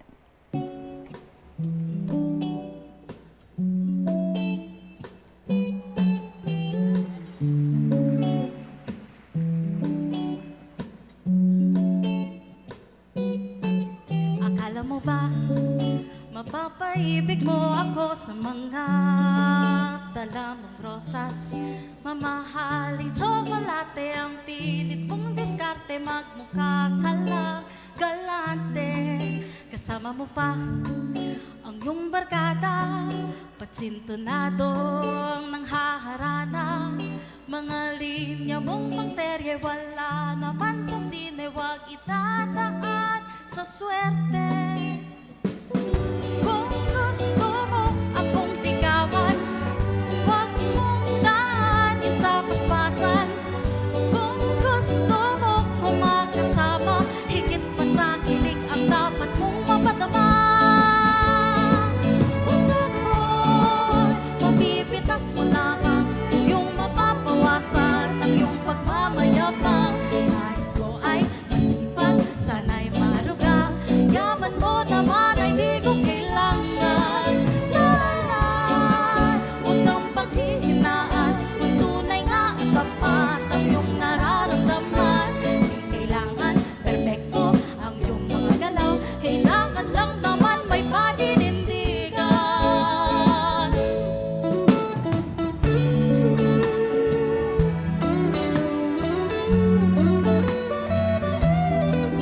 Alam mo na ba kung paano mo sa akin papadama ang iyong paghanga? Sana'y bigyan ng kulay eksena sa aking buhay, kung mahal mo nga kung tunay. Ang mahalaga ay sana di pa rin magbagong maganda mong katangian. Ang pag-alay mo ng oras, sagang di kumukupas at ngiting nakakalunas. Kung gusto mo akong ligawan, wag mong daanin sa paspasan. Kung gusto mo kong makasama, higit pa sa kilig ang dapat mong mapadama. Puso ko'y mabibitas mo lamang, iyong mapapawasan ang iyong pagmamayabang. Nais ko ay masipag,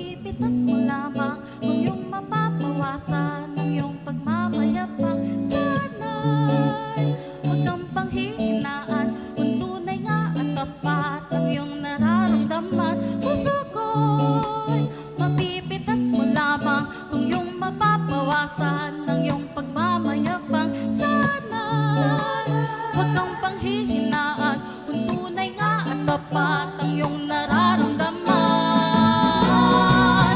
Puso ko, mapipitas mo lamang kung iyong mapapawasan ang iyong pagmamayabang. Nais ko ay masipag, sana'y maluga. Yaman mo naman ay di ko kailangan. Sana huwag kang panghihinaan kung tunay nga at tapat ang iyong nararamdaman. Di kailangan sumuko, may pag-asa ka naman kung tunay nga naman na gusto mo ako. Kung gusto mo ako, hindi lang gali sa words, no? Kinahanglan dapat ipakita mo giti ng makilig-kiligid siya. 22 minutes after 2 o'clock, mga kabombo, good afternoon again. This is Tita Regine, and of course, this is Kahapon Lang ang program. Let's go straight. Sa pagdulong sa mga kasaysayan for this afternoon, may ara naman i-share sa aton with matching pictures si Lucky Taurus sang Romania. Dearest Tita Regine.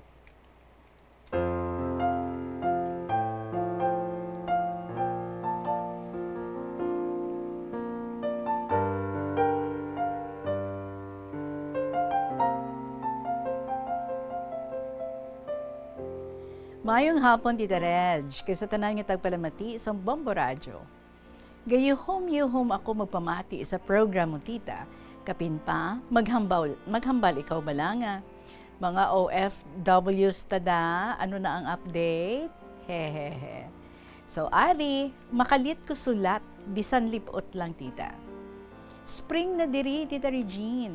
Kanami isang palibot subong. Maghangaw-hangaw sa balkon, kaya nagaamat-amat na bloom ang mga flowers and fruit trees. Every March 1, Tita, nag-celebrate sila diri sa ginatawag nga Marty Shore. Ang Marty Shore, Tita, it's a Romanian tradition, the symbol of spring, love and respect for women. Basta March 1 to 8 gani, Tita, mga babae diri ga-expect nga may mabaton nga accessories, chocolates, or flowers halin sa mga lalaki nga kilala nila or friend nila. Kag sa school, mga boys gahatag small things sa mga girls nga mga classmates nila. Ara sa pictures, Tita, mga nabato namon sa bata ko. Yes, we are showing it. Thank you very much, kids, sa mga nag-view dira. Kita nyo, ha? So, halin sa school, kay boss, kag sa driver, amo nang mga napanghatag. Doon mo na ila Valentine's Day, Tita. Kanami isang feeling na ginatagaan ka flowers, Tita Reg. Of course, So, dira sa aton, daw gamay lang ang mga kalalakihan, kadumdum maghatag flowers sa mga girls. Na-notice ko man diri, Tita Regine, nga kadamo gidya sa mga flower shops bala. Isa pa nga sign sang spring diri, Tita, kung makita mo na ang mga swans sa lake. By the way, Tita, ilagali diri swans, layaw, black kag white ila swans diri. Kanami sa ilalantawon sa lake, kapin pa kung magsobra sa 8, gaululupod langoy. Subong kay spring, Tita, kanamit sa mga laswa nga bag-uulhot sa duta.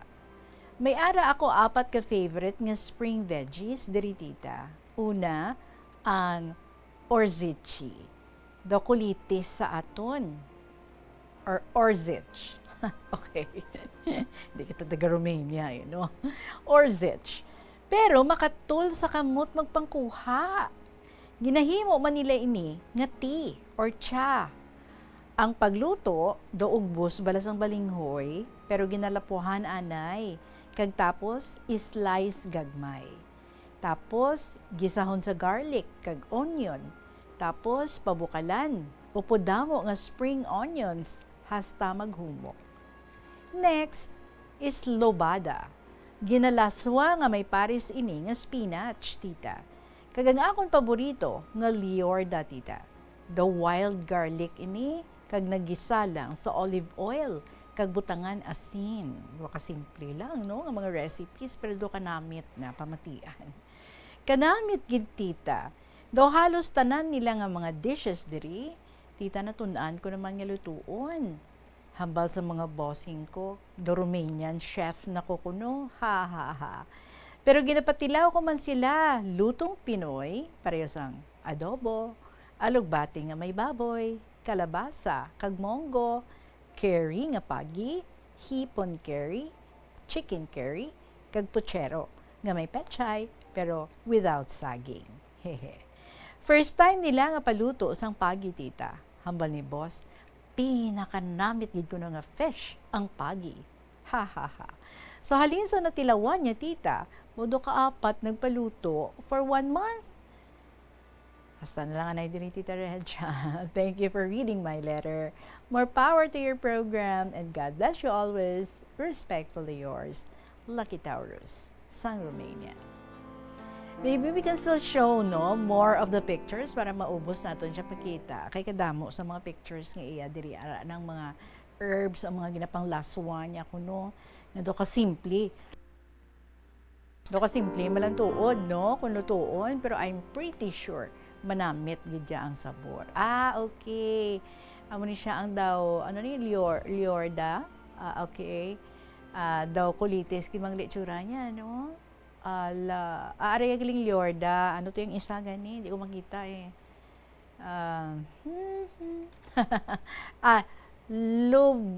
Labuda. Laboda gid nun. Or luboda. Luboda. Okay. So kanami, kati dito sa ila, kadamo man sang ilang ginapang tanom dito. Kag siya, ti mahilig man siya nga daan magluto-luto. So, perfect. Swak gid. Tiyan mo managuno nga super love man siya sang iya nga mga bossing. Sige patilaw niya, ha? Sang manamit nga luto, sang pagi. Pagi curry. Sa iya nga pagtawag diri. Bawo kanami sang live dira sa Romania ni Lucky Taurus. But I'm sure, syempre, as you live there, may aragin na yan, nga mga, may mga ups and downs, pero ang beauty lang sinadira is that when bisan feeling down ka man, but sa gihapon, still facing life with all the courage and still enjoy even ang ini nga mga upset sa aton nga kabuhi. Sige lang. So I just hope nga better ka na gid tapos ng 30 days mo nga rest kiti nagpa-opera ikaw. So I just hope nga nagbalik ka na gid, nagpanumbalik na gid ikaw sa think of health. Super healthy ka na. Kag ang imo nga health condition is very fine na gid. So salamat, ha. I hope you'll find more time para nga mag-share naman diri liwat sa kahapon lamang program. Thank you again sa mga pictures. Again, Lucky Taurus, sa Romania. Oras natin, it is now 30 minutes after 2 o'clock. Sa ating pagbalik, another story naman ang igadulong natin sa inyo. And this time, it would come from Aris Girl, sang Guimaras. Sa pagbalik sang KLP with Tita Regine.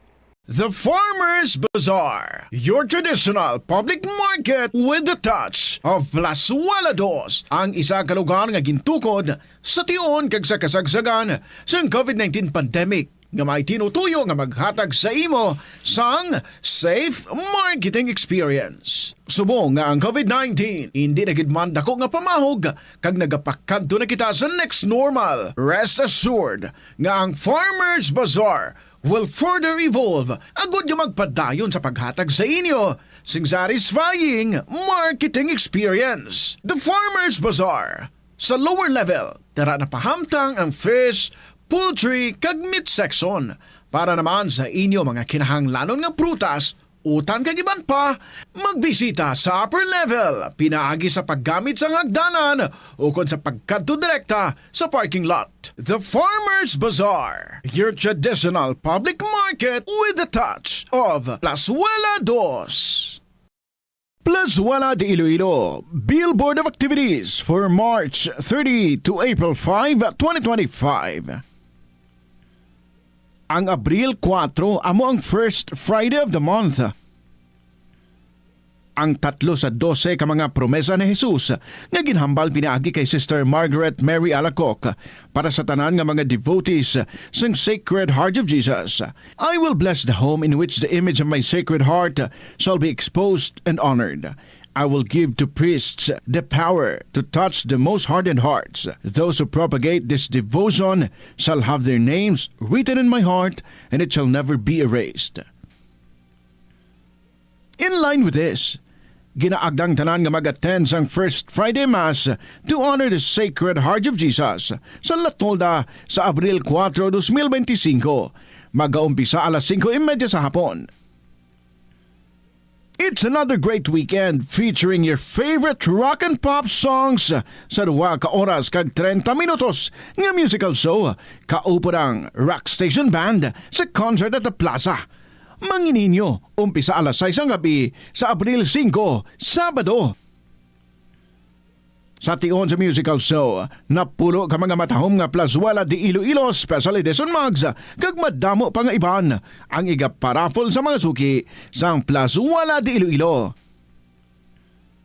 Sa Abril 6, Domingo, ginaagdang tanan nga mangin kabahin sang Eucharistic Celebration nga pagahiwaton sa Latolda sa among adlaw alas 11 sang aga. Sa alas 10 ang aga o kung 1 ka oras bago ang pagsugod sang Santos nga Misa, gina-welcome ang tanan nga luyag mag-avail sang Sacrament of Reconciliation or Confession. Plazuela de Iloilo, we remain to be one with you in the common hope for a better community and a progressive country in 2025. Yari ang mga simpleng nga paagi agod makakinot sang tubig. Tinguba ang mga lalabahan kag tinguba man ang pagpanglaba. Ang pagpanglaba sang isa ka bes sa isa ka semana ang nagakinot sang naglabot sa 50 litro sang tubig. Kung nagagamit sang washing machine, iset ini sa mas manubo nga wash cycle. Makakinot ka na sa tubig, makakinot ka pa sa enerhiya. Ang cyberbullying among paggamit sang offensive kag masakit nga mga tinaga online na ukon pinaagi sa text. Ang bullying ang nagatuga sang kasubok kag depresyon sa biktima. Magluwas ni, magabatyag siya sang kaakig, pagkadula sang interes sa mga butang nga iya naluyagan kung ikaw ang ginbully. Una nga tika nga imo himuon, amo nga magpangayo sang bulig sa tawo nga imo masaligan. Paano ka bala makabulig nga mauntat na ang bullying? Simple lang, don't be a bully. Hindi mag-post online nga makahatag sang sakit sa balatyagon sa isa ka tawo. Yari ang mga epektibo nga pamaagi agud mapabilin nga safe ang pagkaon sa imo pamilya. Ipabili ng katinlo. Maghugas sa mga kamot bago mag-uyat sa pagkaon, kag masami nga himuon ini sa tion nga naghahanda ikaw sa pagkaon. Maghugas man sa mga kamot pagkatapos nga nagamit ikaw sa kasilyas. Hugasan kag tinluan sa maayo ang lamesa kag tanan nga mga kagamitan sa paghanda sa pagkaon. Siguraduhon man nga safe ang kusina kag pagkaon gikan sa mga insekto, mga peste kag iban pa nga mga sapat. Ini nga pahanumdom ang ginadulong sa imo sang the #1 and most trusted radio network in the country, Bombo Radio Philippines. Basta Radio Bombo! Kung ikaw ang nag-stay sa hotel, ang pag-practice ng good manners and right conduct ang importante man sa pagpasiguro nga manami ang imo experience kag ang experience ng iban nga tawo. Makitaan sa hotel ang staff, guest, kag management. Gani ang proper etiquette ang kinahanglanon agud ma-achieve ang harmonious environment. Mangin polite sa hotel staff. Tamyawa, sang hello o kung good morning ang hotel staff. Ipakita na nagarespeto ikaw sa ila katungdanan kag trabaho. Magamit sang please kag thank you kung mayara ikaw nga request o kung hingyo sa ila. Kung nagsala sila sa imo gin request, magpabilin nga kalmado sa gihapon kag indi na magpangakig pa o kung mangin demanding. Kung ang hotel staff naghatag sang manami nga serbisyo, mas maayo kung maghatag sang tip bilang token of appreciation sang ilang hard work. Sundo ng check-in kag check-out times. Mangin mindful sang check-in kag check-out times sang hotel agud malikawan ang inconvenience sa staff kag iban pa nga guest. Sundon ang no smoking policy kag iban pa nga pulisa. May kaangtanan sa gahod, mga hinuptanan nga sapat o kon restricted areas. Mangin mahinalungon sa propiedad sang hotel. Respetuhon ang iban nga amenities kag likawan ang paguba o kon hindi maayo nga paggamit sang kwarto. Regulate ang gahod. Ilabi na sa hallways kag common areas, likawan ang magahod nga inistoryahanay. Paglagapok sang puwertahan o kon pagpatukar sang music nga makadisturbo sa iban nga guest. Maghatag sang maayo nga feedback kung mayara ikaw sa good experience sa hotel. Kung na-enjoy mo man ang imo nga pagdiner, magbilin sang positive review o kung magpabutsyag sang pagpasalamat sa staff kung mag-check out. Hindi man malain ang mag-loan, ilabi na kun major ang imo balaklon. Kaangay abis ang balay o kun salakyan nga kinahanglanon mo gid. Apang panugyan bala sa mga eksperto, kun dako gid ang imo baklon, ang cash gihapon ang best, safest kag cheapest nga option. Kun cash ang imo gamiton, malikawan mo ang interest kag sampaw-sampaw nga utang nga masami naga-require pa sang binulan o kun tinuig antes mo mabayaran. Apang paminsara nga kun ikaw may sinuptan sa bangko, mahimo pa ini makatipon sang interest nga mahimo mo bukadon sa tion sang purchase. Ini nga pahanumdom ang ginadulong sa imo sang the #1 and most trusted radio network in the country. Pagpadayon sa pagdulong sa inyo sa mga kasaysayan diri sa kahapon lamang program, here's the story of Aris Girl sang Guimaras. Dear Tita Regine.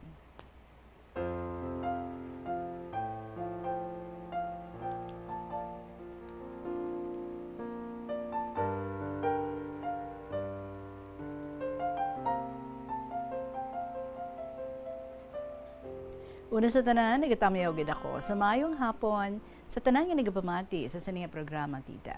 Kag sa tanan man nga katapo sang Bombo Radyo. Tawag lang gali ako sa kay Aris Girl sang Guimaras. Kapila ko naman ini nga pagsulat sa imo, Tita Reg, pero wala ko gid na padala or nahatag dira sa inyo station. Subong diri ko na gid ginsulat sa city samtang may ginahulat ako para masiguro ko na gid nga mahapit ko sa inyo station. Sugdan ko, tita, ang akon kasaysayan. 4 gali kami ka mag-utod, kag pangatlo ako. Nagapanuigo na ako subong sang 45 anyos. May iba na ako kag 2 ka bata, 1 ka lalaki, kag 1 ka babae. Mabuot ang akon bana, tita. Wala sang bisyo. Wala man ka panigarilyo. Wala na ako sang nanay. Tita, napatay siya sang 2008. Kag si tatay na lang ang amon kaupod. Nagapanuigo na subong si tatay sang 78 years old. Naluoy gid ako sa akon tatay, tita. Kay bisan may edad na siya, nagaparang garden pa para lang may kuhaan siya sang inugbakal ka bulong kag isa namon kautod nga na stroke. Sanglit nga wala siya sang asawa, kami ni tatay ang nagaulikid sa iya. Kaya ang 2 ko ka mga utod, wala gid sang pag-ulikid. Nasilaw na sila, tita, sang kwarta. Ano pa, wala na sila kabalikid sa ginhalinananda. Ang isa ko kautod nga babae, way nagasapa kay tatay. Kag ang isa naman, nagadumot kay tatay. Hindi ko gid na malipatan, tita, nga ginabalan niya si tatay, nga ikaron pinatay talang ka. Mao, tita, nagpukutay sila nga duha, ayawan ko pabulag sa ilang nga duha. Ayo lang gani, kinag-abot ang pakaisa ko, so amo to, nga naguntat sila. Kaluoy gid ka, tatay. Kay tigulang na maniwang pa, samtang siya dako kag bataon pa. Ang duha ko nga ini kautod, didto na sila nagaobra sa Manila, tita. Ang isa, family driver, ang iya nga didto nga obra, kag ang isaya kabulig sa balay. Pero ang utod ko nga babae, may balay na sa Manila, dito sa Manila, tita. Gani, waay na siya gapuli diri sa amon. Tinaluoy gid ako sa utod ko nga laon, kay ginpabayan nanda. Gusto ko man tani mag-obra sa malayo, ugaling wala gid sang may madipara sa iya. So ako na nga daan ang papaligo sa iya, kay hindi si tatay makasarang, kay dako iya lawas. Nabudlayan man kun tani ako, tita, kay ti magagmay pa akong kabataan.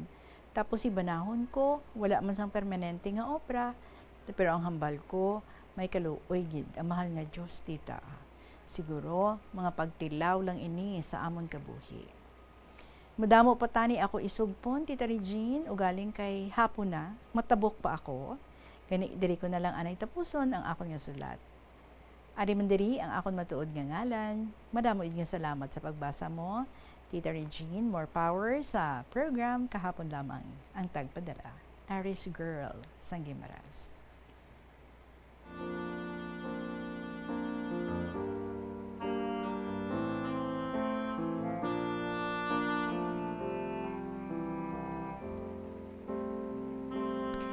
Well, wala sang family nga perfect, just us. Wala sang tao nga perfecto. Si Lord lang gid ang perfect, no? But that's the beauty of a family.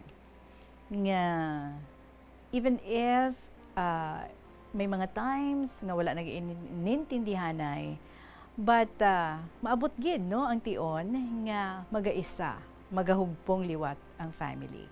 And there are those nga kung may sitwasyon sa family, may ara nga naga-oppose, may ara nga naga-ugyon sa inyo nga bahin kadalayawon man no, sa inyo nga father nga bisan may edad na kag bisan maniwang pa, pero wala gid ginapabayaan ang inyo nga utod nga kinahanglan sang pag-aruga, kinahanglan sang pag-atipan, kinahanglan sang bulig.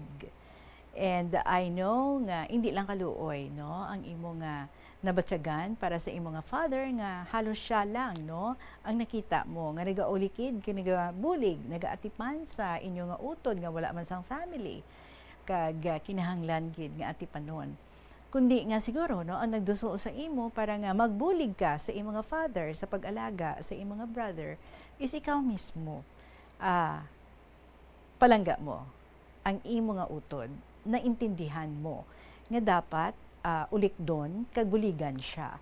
Well, sa inyo duha ka mga utod nga ato sa Manila, you said nga wala na gid sila no nakaulikid sa ilang ginhalinan, wala man kita kabalo what is happening right now sa ilang nga pagpangabuhi. Maybe sila man no may mga ginapangatubang man nga mga circumstansya sa ilang kabuhi, or maybe may ara man nga mas gintagaan nila sang priority didto, but don't ever lose hope nga one day madumduman man nila kamo, especially ang inyo nga utod nga nagakinahanglan sang ilang nga bulig. Who knows, bisan wala man ang ilang nga presensya, basi tandugon man sila sang Ginoo para nga bisan makapadala na lang sang ilang nga bulig para sa inyo nga utod. That's why we should never stop from praying. And hindi pagawayan, no? Reach out sa imo nga mga utod. Ipabalo sa ila nga wala kag panuk na kundi nga papahanam duma sila, no? Nga ari pa kamo diri, and then may utod ka mo nga as of this time amo ning iya nga sitwasyon, and then you share the stories kung paano nyo ginaalagaan ang inyo nga utod, kung paano nga ginahimo gid sang inyo nga amay ang tanan-tanan para nga mabuligan ang inyo nga utod. At pisar nga dapat si tatay nyo nag-rest na, kay titigulang na, may edad na. So who knows, base sa imo nga pag-reach out dito sa ila, sa pag-share sa ila sa mga everyday nga routine ninyo sa pag-atipan sa imo nga magulang. Base sila, no? Dira sila matandog, kaya makadumdum sila.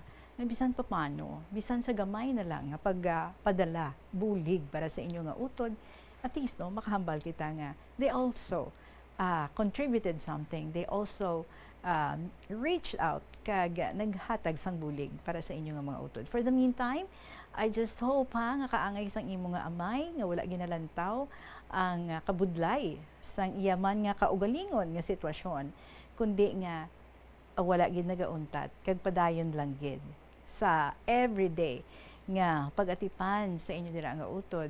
Kag I am sure na inspire ikaw, no, sa ginahimo nga ini sang imong mga father. That's why ikaw man, you are doing something para nga makabulig ka because utod mo ni, and because hindi lang utod mo ang imo nga ginabuligan, kundi pati man ang imo nga amay.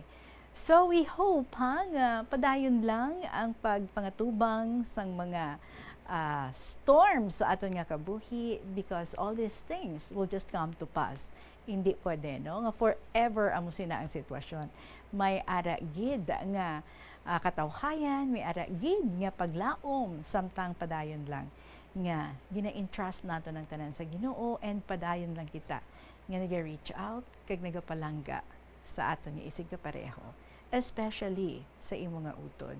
So let's hope sa inyo nga pag-atipan sa imo nga father maga-improve ang iyang sitwasyon. Madamong salamat sa imo, Irish girl sang Guimaras. Hope next time makapasyudad ka naman and you would find time para nga mag-update sa amon, ha, ano nang natabo sa inyo nga family. Salamat gid. There is now 2:46 sa ating pagbalik another story ang aton nga igahatag sa inyo. Wala sang adlaw nga ginapili ang mga aksidente. Gani ari ang mga tips nga dapat tandaan sa tion nga nagamaneho. Una, regular nga i-check ang kondisyon sa salakyan, lakip diri ang tire pressure, bastante nga oil kag brake fluid, kag ang side mirror ang dapat nga yara sa insakto nga anggulo. Siguraduhon nga hugot pa ang mga breakers kag matinlo ang air filter. Ikaduha, mag-seatbelt apisar malapit lang ang katuan. Ikatatlo, mag-signal sa tion nga nagaliko. I-on ang signal light kung ikaw ang yara sa ginabanta 300 katapak halin sa imo likuan. Ini nga pahanumdom ang ginadulong sa imo sang the number 1 and most trusted radio network in the country, Bombo Radio Philippines. Basta Radio Bombo! Ang kasubo kag depresyon ang hindi pareho nga balatyagon. Ang depresyon ang hindi gulpiyada lang nga nagakatabo sa isa ka tawo. Masami man nga ginakabig sa mga tawo nga depressed ini bangod sa kasubo nga nagakabatyagan. Ang kasubo, temporaryo lang nga nagakabatyagan sang tawo kag masami nagadugay sang pilalang kaadlaw. Samtang, makabig naman nga nag-experience ikaw sang depresyon kung masobre na sa 3 ka bulan nga nagabatyag ikaw sang kasubo. Importante nga mahibaluan ang mga naga-trigger sa nga mga balatyagon agud nga mahibaluan kung paano ini nga bulngon. Nga ginadubilian ang iligal nga droga. Mamatay.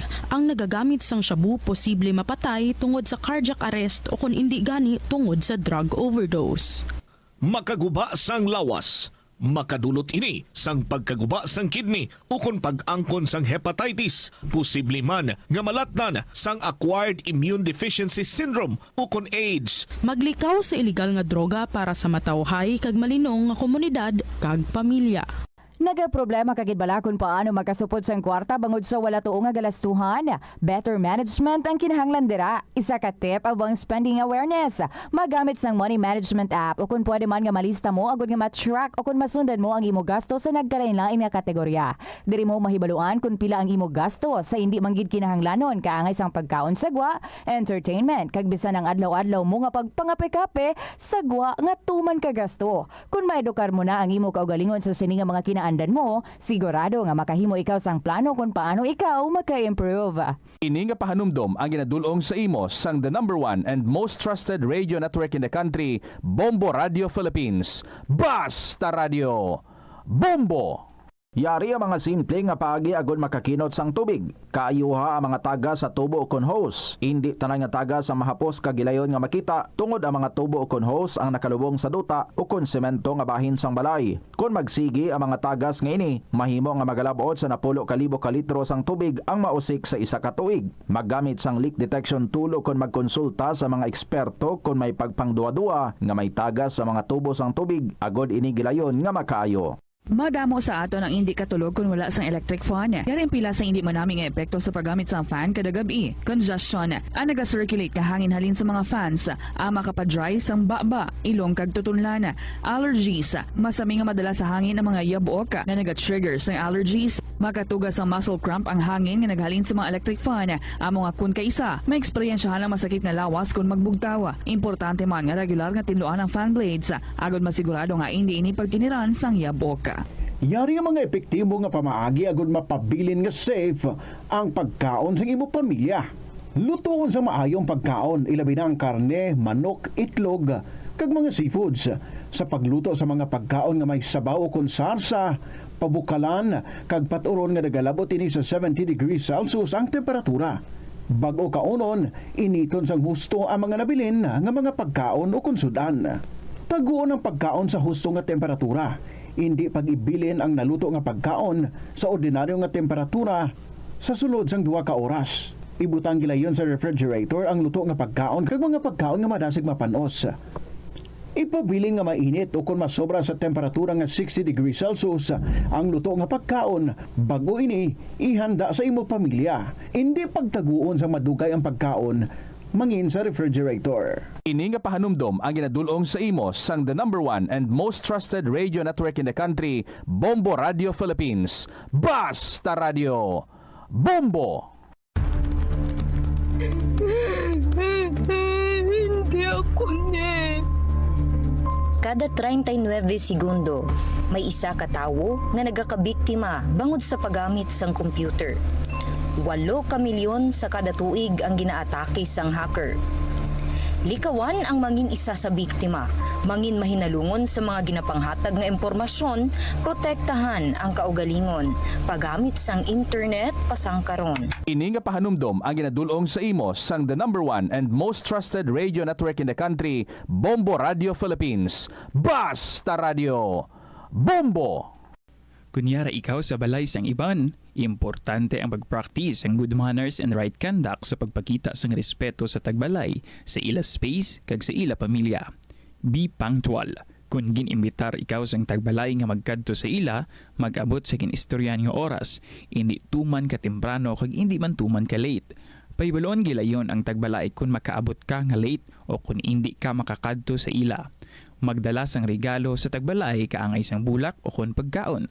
Apisar hindi man ini mandatory, apang makabig ini nga maayo nga pamaagi sa pagpakita sang appreciation sa Tapos bago mag-abot ang tak ng alas 3 sa hapon, and we have this story from NB sa episode When You Need Help, Dearest Tita Regine.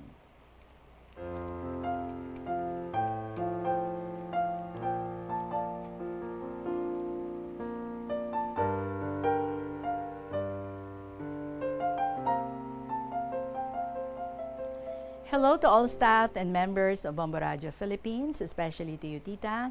Sa tanan niya mga KLP lovers and letter senders, good afternoon. What do you do when you need help? Do you shout? Do you run? Do you cry? Do you call God for help? Sa isa kaaga, nakita ko ang duwa ka bata sa unhan nga nagapakadto sa school. Nasugata nanda ang isa ka buang nga may dara nga barakol. Ginhana na ang duha ka bata nga bakulon. Todo ang dalagan sang duha ka bata nga nagasinggit sa mahal nga Dios sang tabang. Nagsulod sanda sa kudal sa marapit nga balay kag nangayo sang bulig kay ginasunod pagid sanda ka buang. Ginpasulod sanda sa balay sang tagbalay kay ginsinggitan ang buang nga jaron ang patrol car sang kapulisan kay dakpon ikaw. Way gid magpamati kay nagainit gid ang ana ulo sa duha ka bata. Kay dawa ay lang kamaan, gintawgan sang tagbalay ang barangay captain nga may buang nga nakabuhi dia sa amon balay. Nagapangharas sa masugata na nga mga tawo kag kabataan.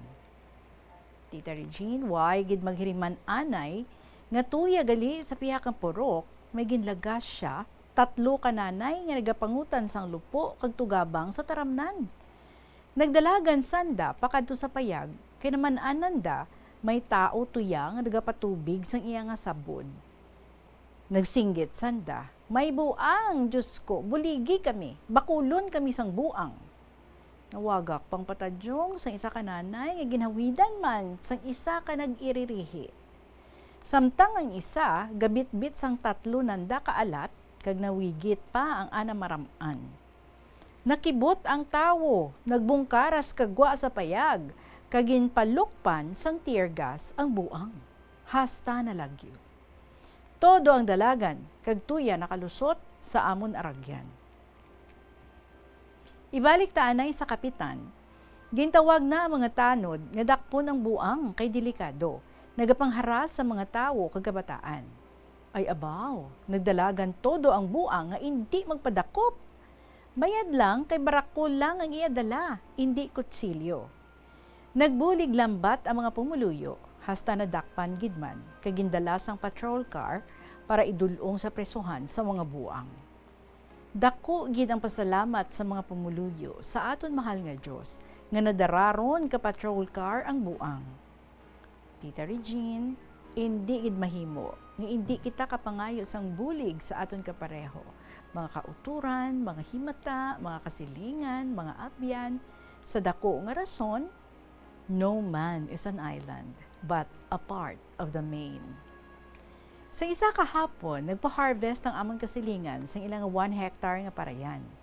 Tungod nga 3 ka farmers ang nabuking sang harvester sa adlaw nga to, kag ika-3 ang ilang harvestonon, nagabihan sanda sa pagpauli. Madulom ang andabalay, kay tanan sanda, tuya man sa uma, way it may nagpauli kananda samtang masanag pa ang adlaw. Hindi sanda kakita, mag-abri sang ilabalay kay madulom. Nagkadto sa balay sinang iska, kag nangayo bulig. Amon ginpahuram sang flashlight, kay kaluoy man, hindi sanda makakita. Waay pagid sanda it mga kahoy kag tubig nga matigaang pa sang ilang aparanya punon, kag nagutom ron sanda, kapin pa sinang iska, nagakalipong kun gutumon. Igo lang sanda nakasulod sa ilabalay, kag nagkaguliyang kay nalipong si Nanay Nanda. Nagdalagan si Andy, ang subang niyang anak sa balay, kag nangayo sang bulig, samtang si Lila nagahibi, nagapangayo nga nagapailis ang bayo ni nanay nila nga basa kabalhas. Ilo na sila sa amay. Sa mga bata pasanda, te, amon gindalaan sang termos, may mainit nga tubig, kag kanon, kay may nabilin pa man kami nga kanon, tapos amon panyapon. About Tita Regine, mga 15 minutes gid ang amon pagiligili panghaplas sa iya, kag kaisa maumpawan. Way man abi kuno nan dadamha nga mahapunan ang harvester, kag nagabihan gid sanda pagpauli. Thanks to the Lord, kay naulian na sinang iska. Kag ang duha ka bata, si Andy, 12 anyos ang edad, kag si Lila, 10 anyos pa lang, pero do mga responsable na nga kabataan sa pagbulig sa Ilailoy. Dako man tita, ang ilang pagpasalamat sa amon pagbulig kananda. Nadumduman ko, pag COVID sa March 2020, duro mga tao na wadaan sang trabaho. May mga paryente man kami kagasilingan nga naatlan sang lockdown, pagbakasyonanda sa anda pamilya, kagwaay ron makabalik pa. Ang iba, nagpanguma, nagpananong-tanom sang utanon kagkararuton, nga kung maubos ang dara nga grasya sa ila pagbakasyon, may ma-harvest sanda nga paray, utanon kagkararuton. Kastigo gid nga dako ang pandemic. Dugin pang aratay nga mga manok ang mga tawo, duro kinabuhi sa mga tawo ang naangin kag nadura. Puno-puno ang hospitals nga hindi ron makaakomodar sa mga pasyente. Hindi harandumon ang nangagi nga pandemic. Tama gid kasubo kag kasakit nga batyagon. Just imagine, ang iba nga pasyente nagapila pa lang gani, nagahulat sang doktor, mapatay ron.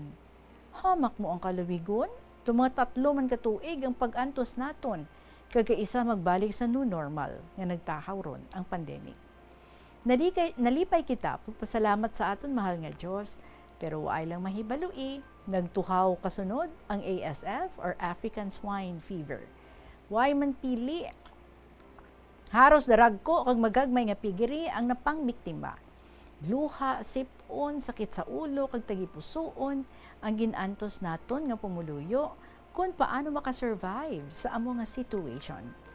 Waay tuman nga pagpangamuyo, pangayo bulig sa aton Ginoo nga malampuasan ang mga kasakit kag kastigo. Well, I guess, tumisugpon pa ang sulat diri ni NB kag katahom no sang iyang gina-share diri sa aton, but feeling ko dapat pabusan na lang ini naton ha. May ari pa di siya nga i-share regarding kay Mads Esther niya nga balo kung paano naman ini nga naapektuhan sang COVID. So buwas ha ang katapusan sang sini nga istorya ni NB sang Iloilo Province. For the meantime, mga kabombo, ang mga istorya ninyo dira nga ready na nga i-share diri sa kahapon lamang program.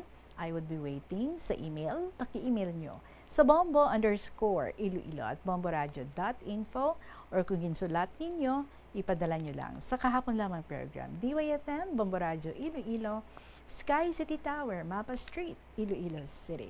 Magasunod na ang mga dramas nga inyo gid ginahulat-hulat every afternoon diri sa Bombo Radio Iloilo. Enjoy ka mo. Sa tuyang Ermitanya after sang KLP, magasunod Provincial Jail kag ang Dear Diary. Madaming salamat sa inyo. Sa gihapon ininyo alagad si Tita Regine para sa kahapon lamang program. See you again tomorrow. Good afternoon and God bless.